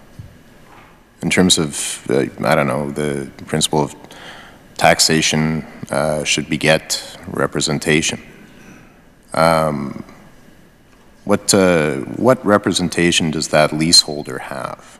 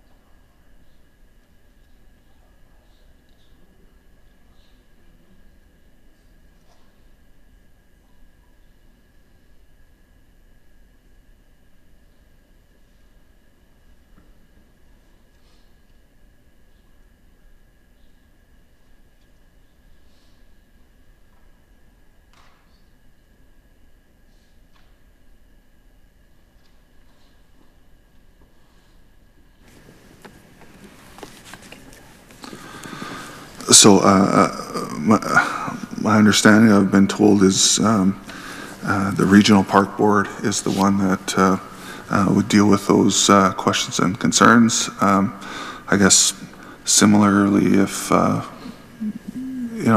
was questions at different level, you go to the people that set those rates, City Council in the City of Regina, for example, or whoever that may be.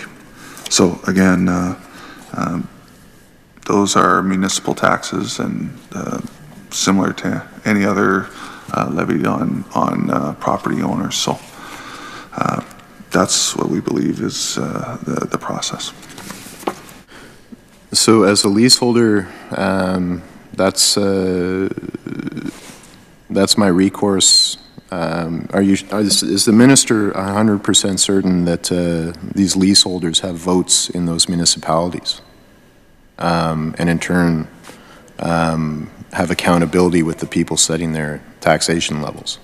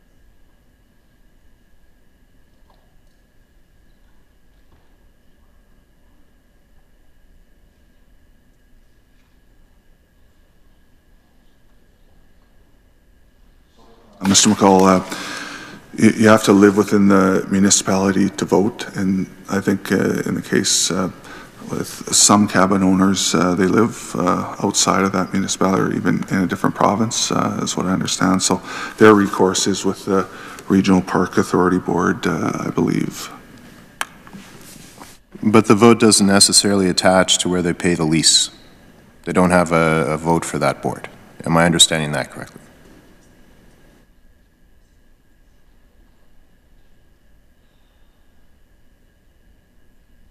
That's correct. How many individuals would be affected as such in the Suffern Lake Regional Park situation?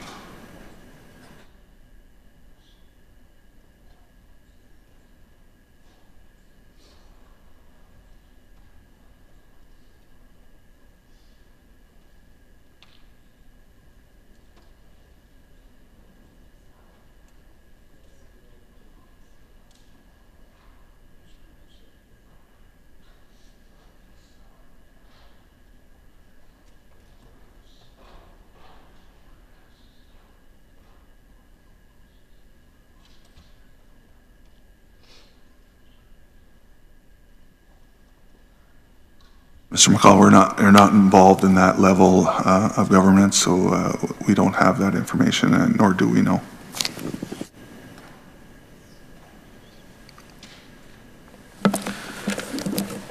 Is the ministry currently party to any legal actions arising from the situation at Suffern Lake Regional Park?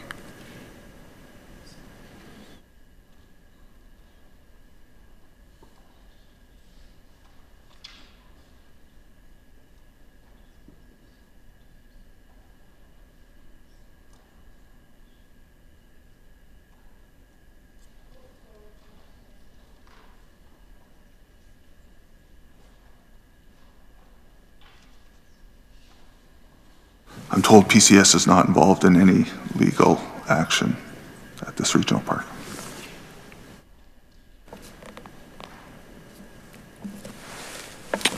Well, thank you for that, Mr. Minister. Moving on through to subvote PC 18, resource stewardship. In terms of, no, actually, pardon me, just one last question outstanding around parks. There was a response provided by your predecessor to questions around what's happening in the Churchill, Otter Lake, Devil Lake, Missinippi, Grandmother's Bay area of the Churchill River. And I guess what I'd ask the minister to think of is this, in terms of the discussion we'd had previously under Tourism Saskatchewan, one of the marquee areas of the province showcased by Tourism Saskatchewan in a campaign last year was right in the middle of the area that I'm talking about. It's around Mosquito Rapids. It's a beautiful part of the Churchill River system. It's an amazing part of creation. There are questions that arise around the proper use of that territory, whether or not it's being overused in terms of there being a lack of washroom facilities, in terms of there being firewood on hand, in terms of the general stewardship of the region. And it's popular for very good reason. It's, you know, some of the best whitewater paddling a person could find in the world. But the infrastructure isn't there to support that activity. Now, I know for a fact that the local communities have been calling for some kind of better approach for years now. And we discussed that last year in estimates in terms of your predecessor. And the minister assured me that work was ongoing, that there was engagement with the community, and that there was, it was definitely on the radar and was a priority for the ministry. Can the minister or officials provide an update to the committee as to what has happened with that work? What has been done, what has been accomplished, and what better approach to the stewardship of this beautiful part of creation might be arrived at?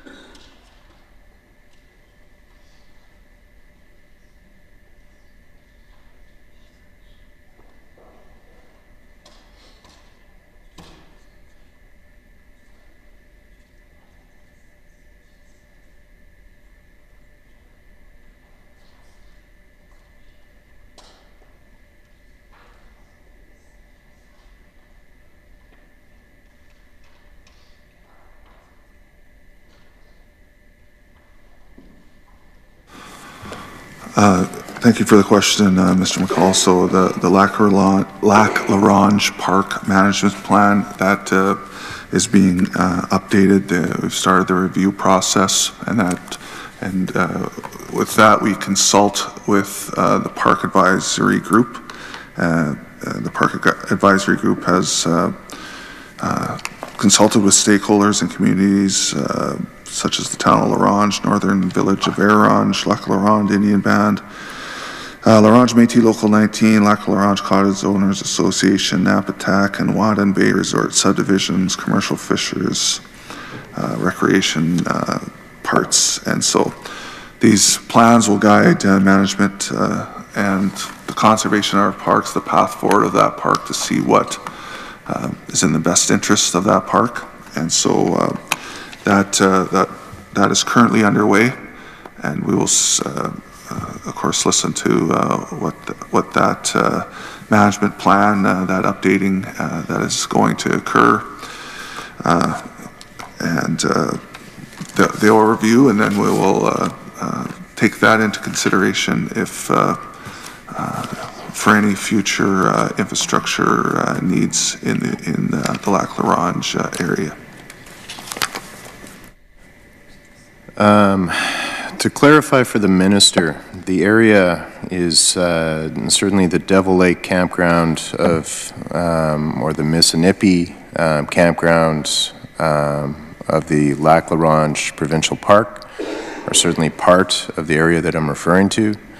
but that's certainly not the whole of the area in question. So again, in terms of Barker Lake, Otter Lake, up into Grandmother's Bay, which is obviously one of the fundamental communities of the Lac La Ronge Indian Band, the community of Missinippi. This is what is involved right alongside or in the center of what was under consideration last year and what I'm asking the minister about this year. So in that advisory process that the minister is talking about, is there any special recognition or focus being brought to bear on the territory that I'm talking about?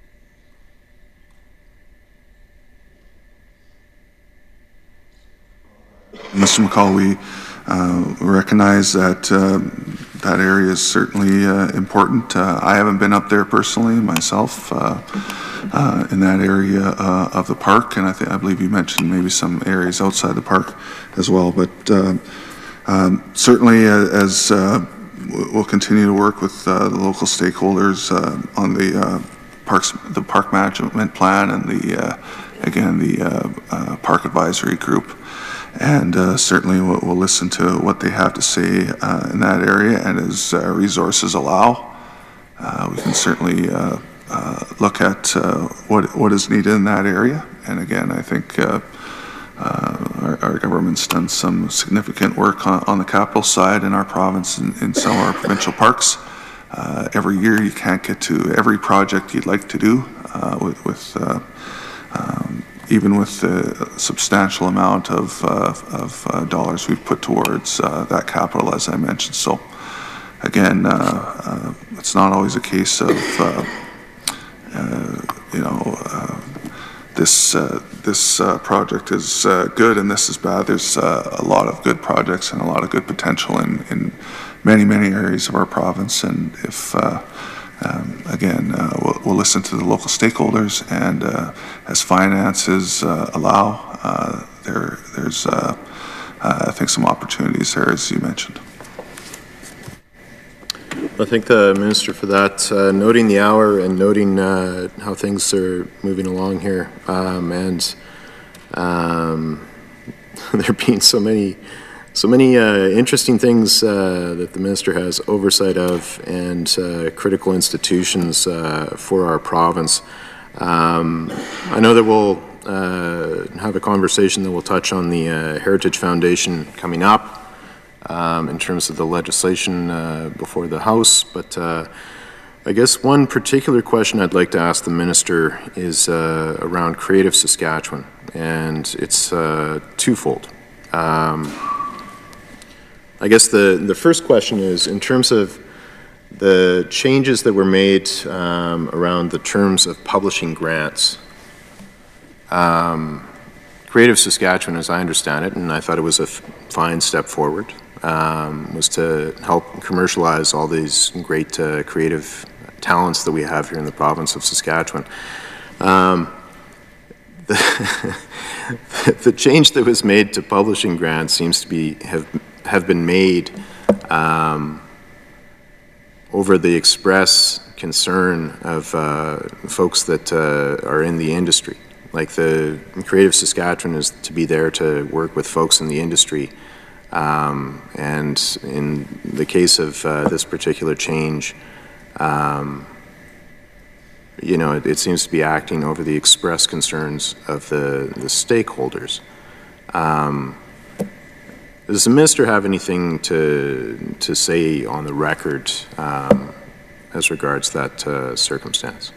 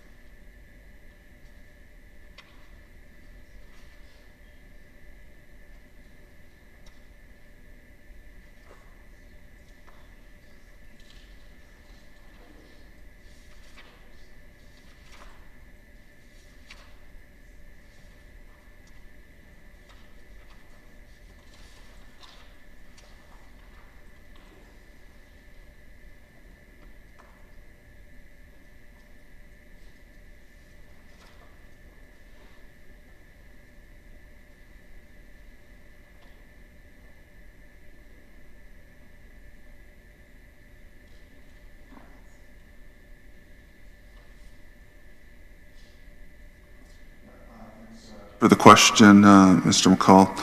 So basically, in my understanding of the publishing world is there's sort of three streams that someone would use to publish a book. There's traditional publishers. One of those, some might be familiar, that I understand is the U of R Press. There's what's considered somewhat hybrid publishers who provide services to people who want to bring forward a book that they have an idea for. And then there's self-publishers where you take on yourself, you want to publish a book and you want to, whatever it might be, you want to handle all the printing, the marketing, the editing, etc. yourself. And so the change that Creative Saskatchewan did, supported by their CEO and their board, they're certainly the experts in this field. My understanding is the change they made is the best best practices across the industry, across Canada. I believe Saskatchewan was the only jurisdiction in Canada through its creative agency that supported book publishers who accepted author contributions. So I think the idea that was explained to me that traditional publishers have the best chance with the limited funds available to commercialize books published in the province. I understand that that's sort of the best way to increase GDP. People that work in the industry is to help with the traditional publishers. The hybrid publishers, they'd use money from Creative Saskatchewan as well as from the authors themselves, and so they take on very little risk for any sort of project. I think it's important to note that those that, if anyone has availability to Creative Saskatchewan grants for their, again, for their marketing campaigns or their editing, etc. Anyone can, as long as you're not taking author dollars towards a project. So again, anyone who had a business model that happened to be a hybrid publisher if, as long as they don't take that author, again, thereby taking very little risk, is my understanding. They are still eligible for Creative Saskatchewan.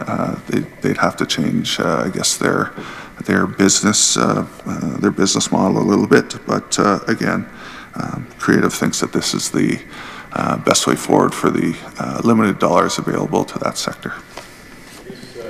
If the minister could comment on, there's an article in the Leader Post of April 19th, 2018, Creative Saskatchewan changes terms of publishing grants. And just the following quote is from Brendan Nisgala, Executive Director of SAS Books, long,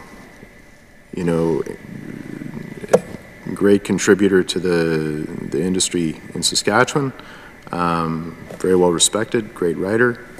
But her assessment is that, quote, it pretty much eliminates any of the new emerging publishers. It certainly eliminates all of the self-publishers. Many of them are award-winning people like Parkland Publishing, who have won the Tourism Award for many years. Nisgala called the substantial changes harsh. It goes on to say, Creative Saskatchewan has done so much good. They are our main funder as an association. We were just starting to see the industry start to flourish. Close the quote. And again, I'm sure the minister is familiar with the article. But someone with the expertise of a Brendan Nisgala saying what's happening or what the impact of this change will be for an organization that its strength has been working cooperatively and productively with the sector, does that not give the minister cause for concern?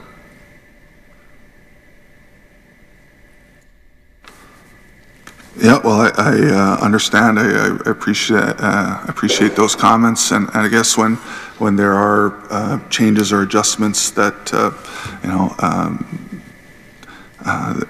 there will have to be adjustments in the sector as well.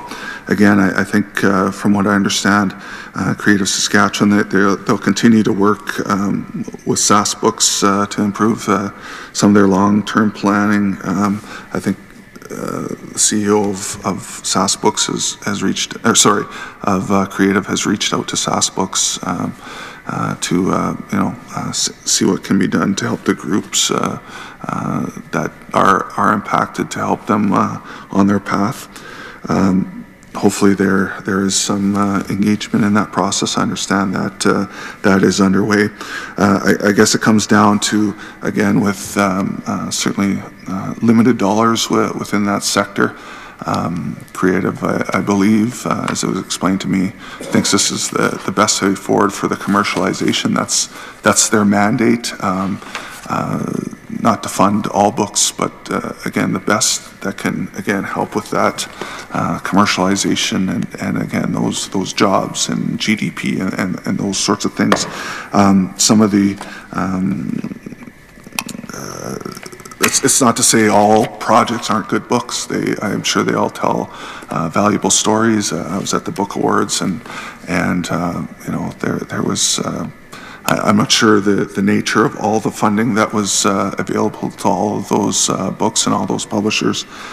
But, I point to that some of the books, there's some aspects to the arts board that might help with in that sector that maybe aren't on the commercial track.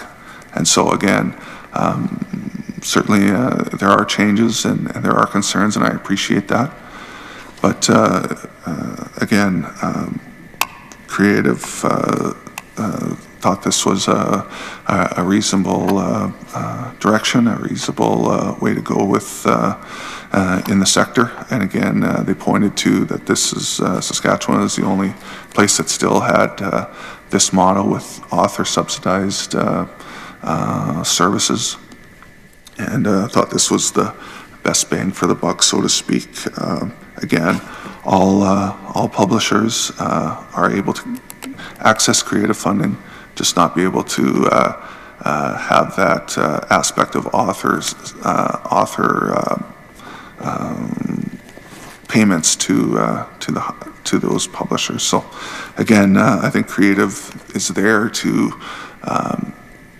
help minimize the risk or overcome some of the financial hurdles in commercializing projects in not only books but the other sectors we talk about in the creative area. But it's not there to take away all the risk.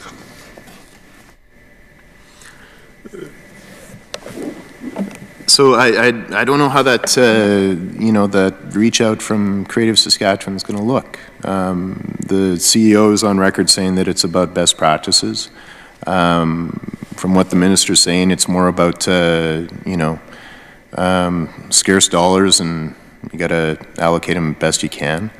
The industry says that this is a harsh set of changes that will kill the stream that we've talked about here. Is that the idea of engagement with the sector, is to make a change and then respond to them after the fact when you've already placed their livelihoods in jeopardy? Is that the idea of engagement on the part of Creative Saskatchewan or of the minister?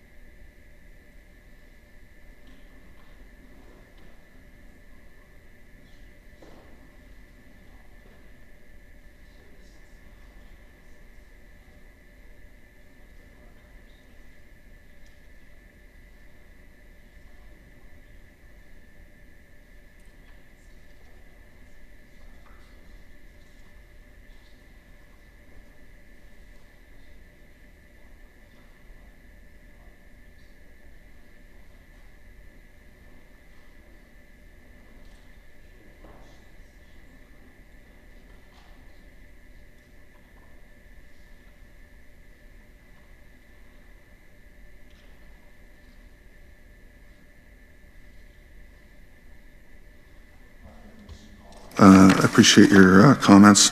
My understanding is number one, Creative meets with the industry associations frequently, and the other aspect I would mention is that Creative Saskatchewan, part of their board, a good part of their board, is industry representatives, and so they are experts in the field. They understand the industry best. They understand, I believe, what is the best practice right across Canada. All the other provinces have moved in this direction.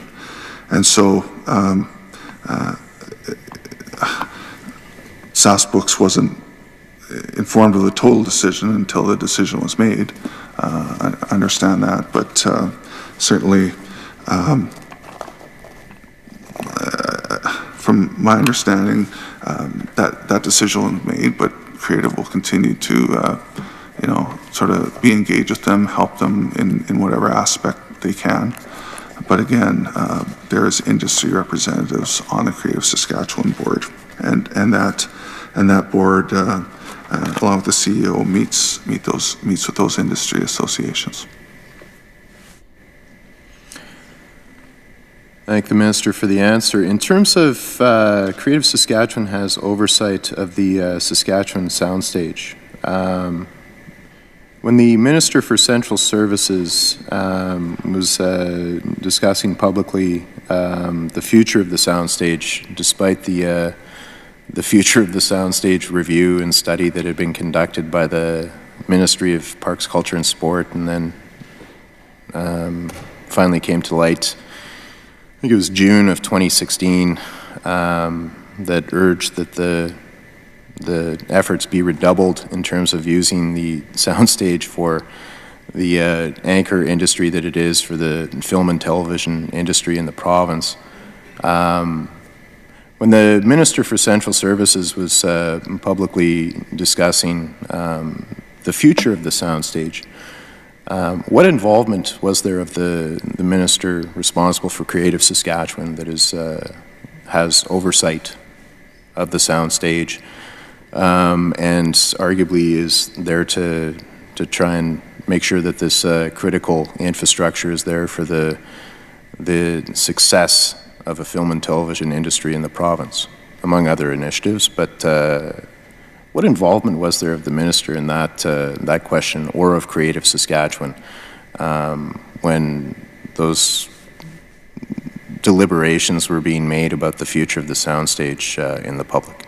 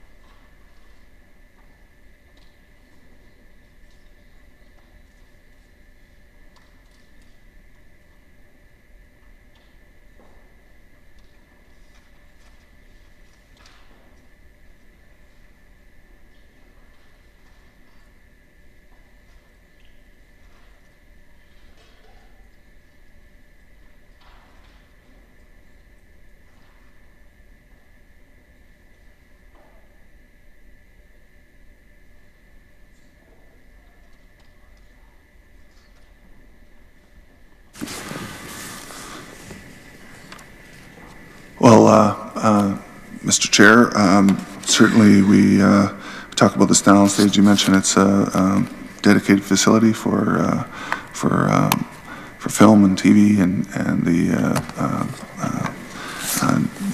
digital on-screen area. So I know the soundstage has been used in, I've been to a couple events there myself. Right after I was first named minister, the Arts Now event occurred there. I went to an event during Film Week that took place there. It's there's, I believe, Fashion Week has occurred there as well, and that was the second time it's been there just recently, I believe, or maybe the third time as well. I'm not offended that I wasn't invited to Fashion Week based on my my sartorial skills. But and I know there's educational events that happen there. There's a film camp that happens there each summer. Again, the Ministry of Central Services is the owner of the facility, and we have accommodation costs that we provide to the industry. That's in one of the estimates, the votes in one of the estimates is accommodation services, and so they are sort of the landlord, and they decide, and of course we point to all the activity that's happened in the last year. Certainly the couple of feature films that also happened in the space, Supergrid. Understand there was done by a couple of Saskatchewan guys. The director, Lowell Dean, he's been involved in the Wolf Cop 1 and 2 as well as Hugh Patterson. Again, they're two good Saskatchewan guys, had a chance to talk to them as well. And then Archie 2 was also a feature film that was going on, and they used that facility as well as other shooting locations within the province of Saskatchewan. So those are some of the highlights that we talk about. And of course we would like to see it used more often as well, and so we'll continue to engage with creative and look at for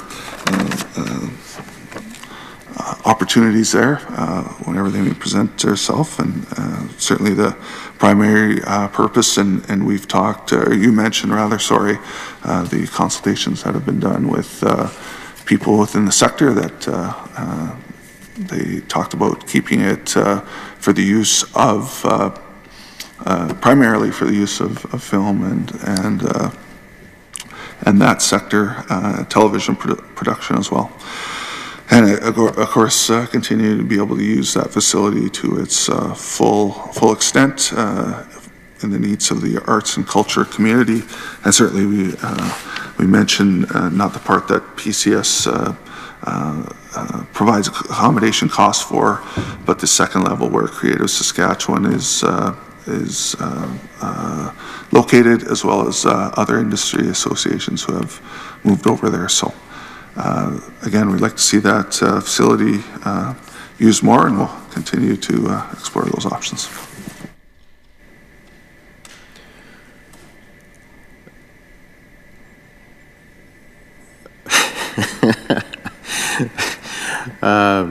Just one very last point of clarification, Mr. Minister.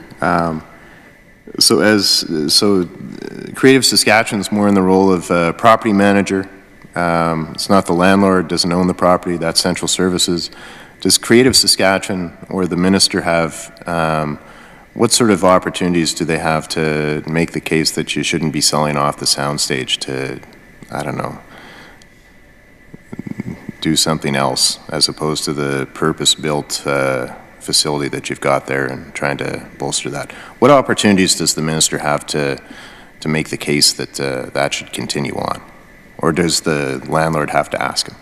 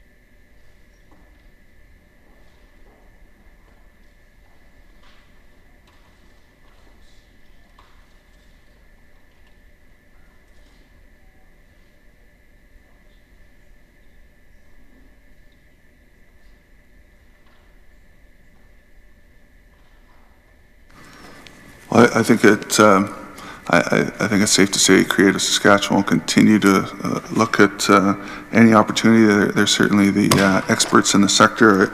I point to Creative, I don't know how recently ago, not that long ago, changed the rate card to hopefully find a more usage for smaller entities or groups to be able to film commercials, for example. So those are some of the things that, again, the experts in the field, Creative, might be able to come up with. That's one of them.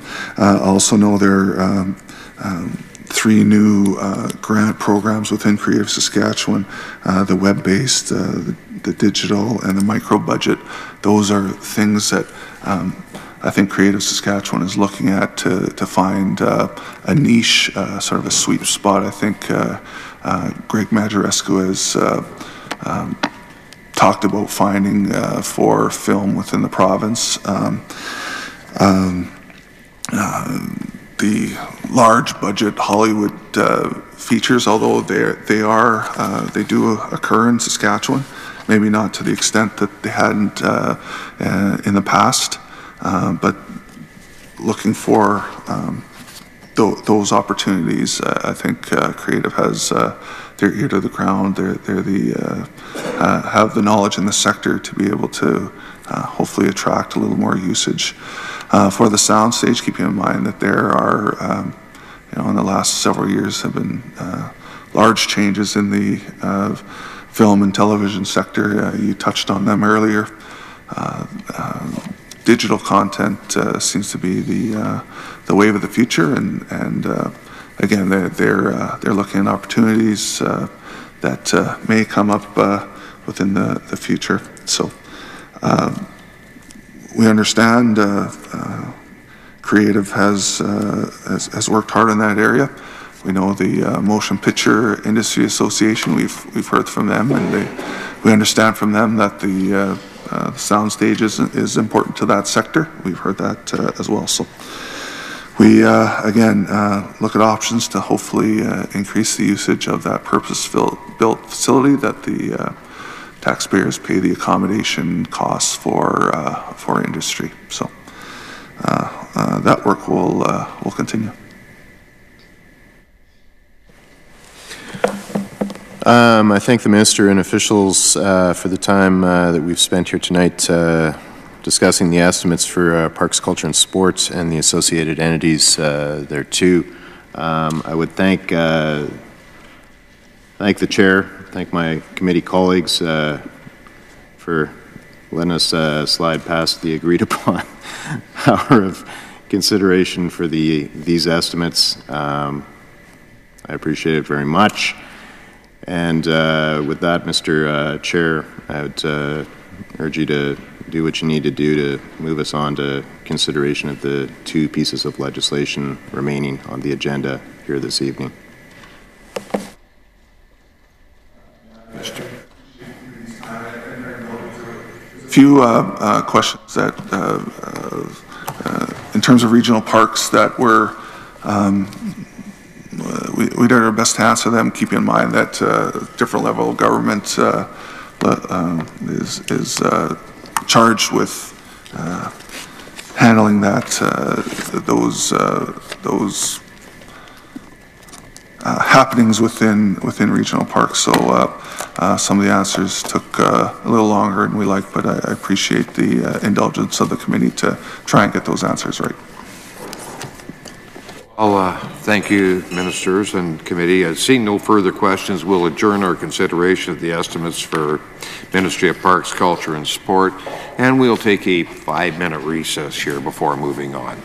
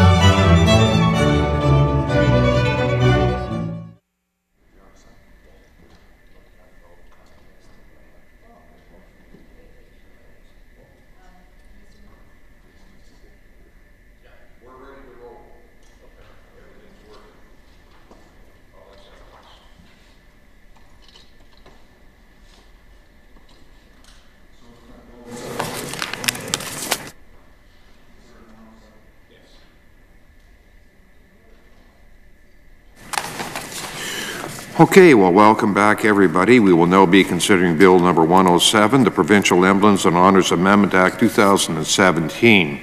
We'll begin our consideration of Clause 1, short title. Minister Muskowski, do you want to introduce your officials and make your opening comments, please? Yeah, sure. Thanks, Mr. Chair. We're considering Bill number 107, as you mentioned, Provincial Emblems and Honors Amendment Act 2018.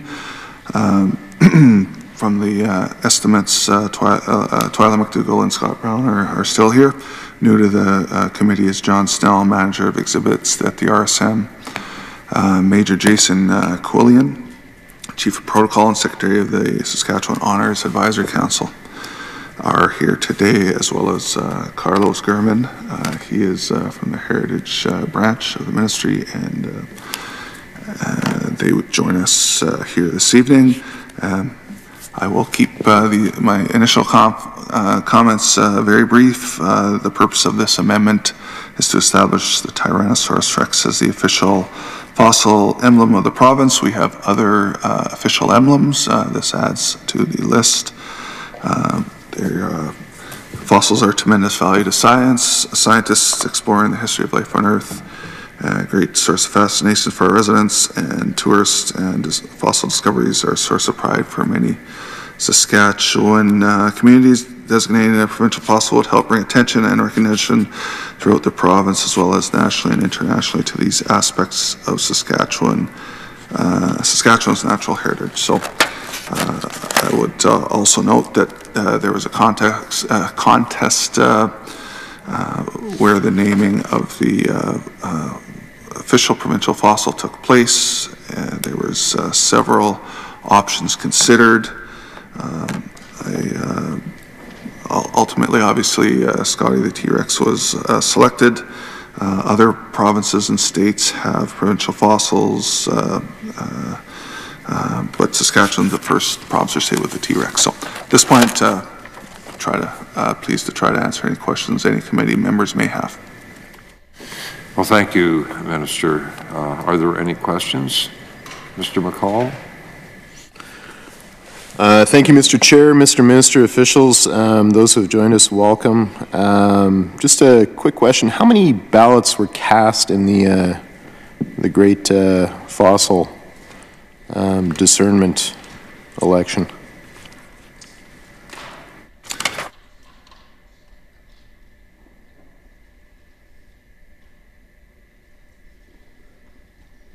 There were 14,208 votes cast. 14,208? Yes. Minister, you've lulled me into a state of almost sort of unpreparedness. That was a very prompt answer, and I thank you for it. In terms of, just so we can put this to rest, and this is largely for my colleague, the member from Carrot River. How many were cast for Scotty, and how many were cast for Big Bert?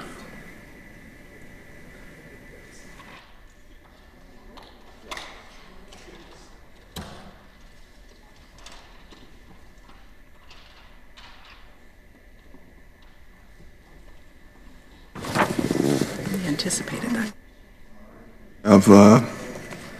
We have the numbers here. Scotty received 4,923 votes, 35% of the votes cast. And Big Bert, Highlighted right here. that's the total, or Yep. the...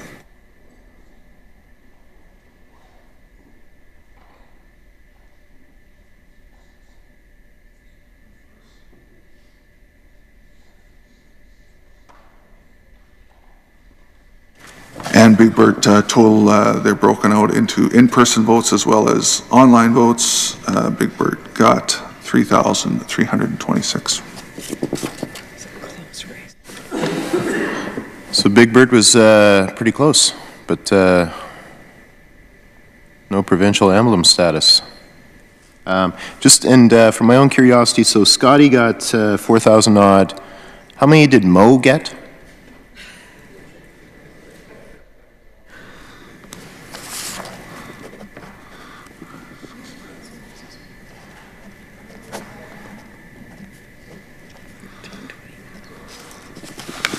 So total online and in-person votes for Mo. Now I understand. I listened to your second reading speech. I think you were trying to make a point around this, but I'm not quite sure. But the vote was 1,379. I thank the Minister for the information. I'm glad to know the ballots had not been destroyed, and you're able to relate this to us here this evening.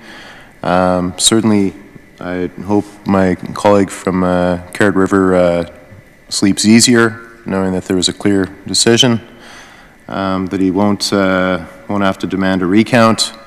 I won't preclude his attempts at amendments coming up here. But with that, Mr. Minister, as a kid who had a shoebox full of fossils under my bed, as a longtime attendee at the RSM, I think this is great. So we're glad to see it. Long may Scotty roar. And with that, Mr. Chair, we have no further questions from the opposition. Well, thank you. And seeing no more questions, Clause 1, short title. Is that agreed? Agreed. Carried. Clause 2, is that agreed? Carried. Clause 3, coming into force. Is that agreed? Carried.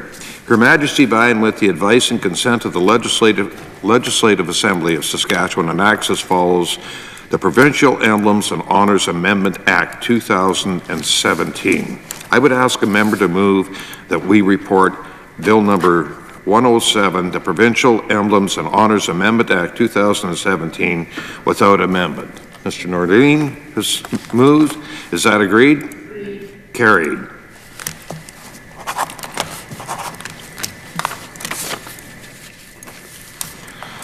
We will now be considering Bill number 90, the Heritage Property Amendment Act 2017. We'll begin our consideration of Clause 1, a short title.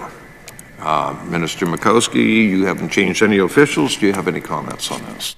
Briefly introduce what the bill is about here this evening. There's two proposed amendments. The first will implement an operational separation between the Review Board and the Saskatchewan Heritage Foundation in order to avoid any perception of conflict of interest between the two entities.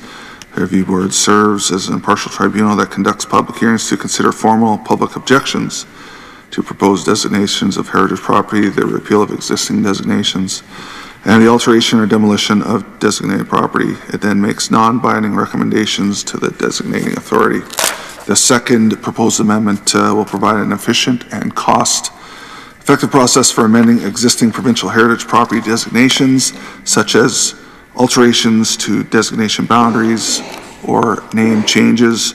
Unfortunately, at present, even the simplest changes can only be made by repealing the entire designation and redesignating the property with the desired changes, which can be a lengthy and potentially costly process for those involved. So those are the two amendments being proposed to Bill 90 this evening. I turn it over to the chair to see if there's any questions. Well, thank you, Minister. Are there any questions? Mr. McCall. Thank you very much, Mr. Chair. Again, Minister, officials, in terms of this particular piece of legislation, it's the changes in and of themselves would seem to be fairly common sense, fairly straightforward, would seem to improve the operations of the Act and of the Foundation. I guess the main sort of question or comment and then a question is that it takes place against a backdrop of cuts to the foundation in the budget preceding and before that as well. It's commented on in passing by people like Bill Wazer, the historian who literally wrote Saskatchewan's history. In terms of a cause for concern around the importance we place on heritage and on our history generally, but built history and the relationship of the Heritage Foundation to the preservation of built history. And it also comes alongside an editorial and an op-ed piece written by Dr. Merle Massey, who's of course a former Heritage Foundation director from Bigger. Dr. Massey raises a number of concerns in her opinion editorial piece that is available in the November 1st, 2017 edition of the Regina Leader Post. It's entitled, "Province Needs to Prove That Heritage Matters. Government Must Back Preservation, Conservation," writes Dr. Merle Massey. The letter itself goes through the different cuts that have been made, but it makes a number of fairly pointed criticisms around the quote, "Current government has allowed its middle and upper management to run roughshod over the SHF, trying to dictate what by law should be an arm's length foundation as a personal fiefdom." After years of growing tension, the government saw fit to quietly let all of the old board members go and appoint an all-new board, no doubt hoping that they would be better at bowing, but the new board members are just as smarter than the old. They have formally cut all ties with the ministry and have hired their own manager and their own grants and finance officer. The board and the staff are dedicated to serving the province of Saskatchewan, as is their mandate. Close the quote. Mr. Minister, what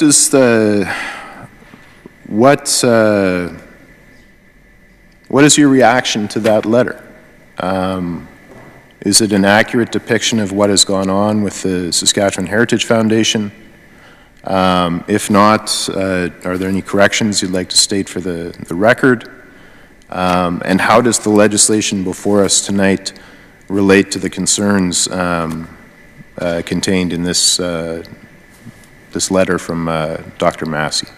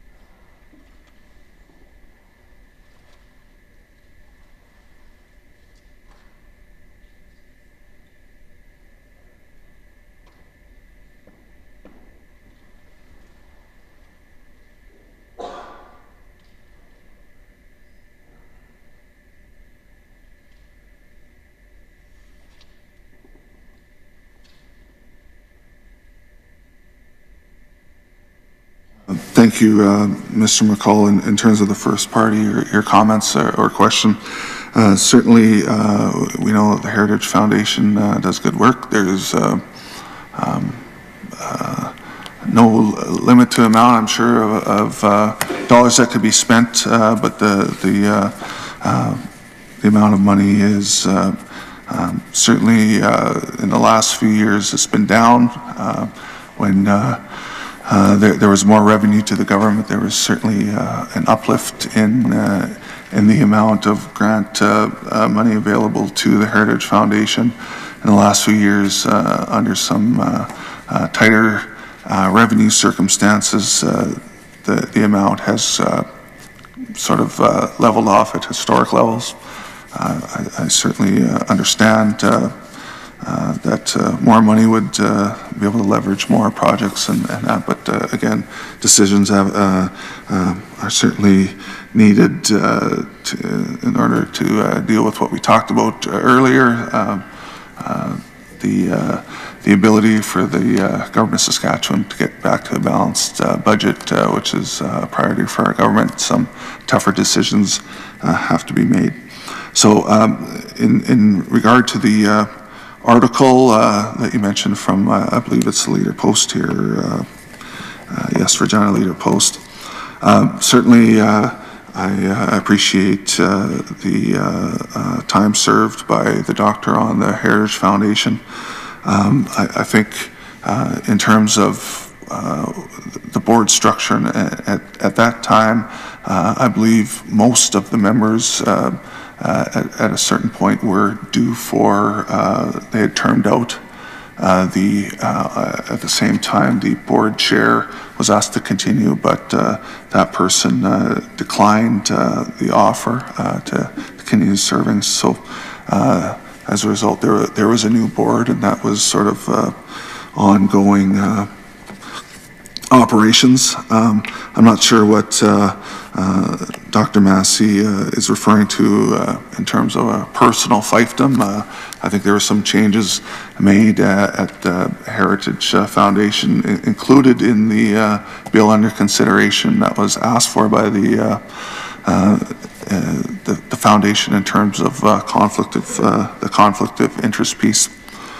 But again, they've wanted to operate for some time, I understand, as a sort of an arm's length entity, allowing them to possibly lever some outside funding from whoever it might be, the feds or the private sector, et cetera. And so that has led to them, the previous minister allowed that situation to occur where they are considered an arm's length entity. I believe they have used somebody to help them administer some of the granting and the administrative part as well. So they get the funding from the GRF and any other monies they may be able to leverage. And so that's, again, the article, again, everybody is, I know they referenced some of the money that was clawed back, and I appreciate that. That was referenced in the article as well. And again, there's choices in government that we have to make with the precious dollars we have available to us.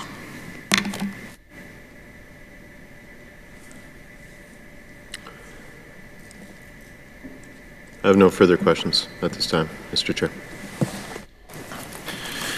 Well, thank you. And seeing no further questions, Clause 1, a short title. Is that agreed? Carried. Clause 2, is that agreed? Carried. Clause 3, is that agreed? Carried. Clause 4, is that agreed? Carried. Clause 5, is that agreed? Carried. Clause 6, is that agreed? Carried. Clause 7, is that agreed? Carried. Clause 8, is that agreed? Carried. Clause 9, is that agreed? Carried.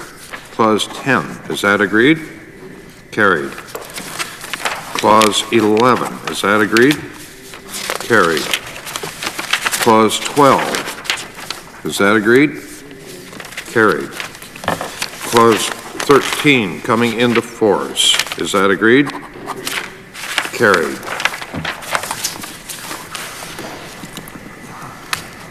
Her Majesty, by and with the advice and consent of the Legislative Assembly of Saskatchewan, enacts as follows the Heritage Property Amendment Act 2017. I would ask a member to move that we report Bill number 90, the Heritage Property Amendment Act 2017, without amendment. Mr. O'Lawson has moved. Is that agreed? Carried. This concludes our business this evening. Minister, do you have any closing comments? I'd just like to thank the committee for the questions and for officials being here to aid in providing answers. Thank you. Mr. McCall, have you got any closing comments? I'm just thankful generally, Mr. Chair, to everybody. So thanks.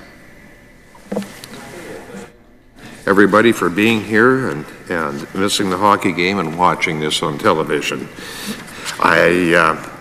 This concludes our business this evening. Anyway, I would ask a member to move that we adjourn. Mr. Nerline has moved that we adjourn. Is that agreed? Carried. This committee stands adjourned to the call of the chair.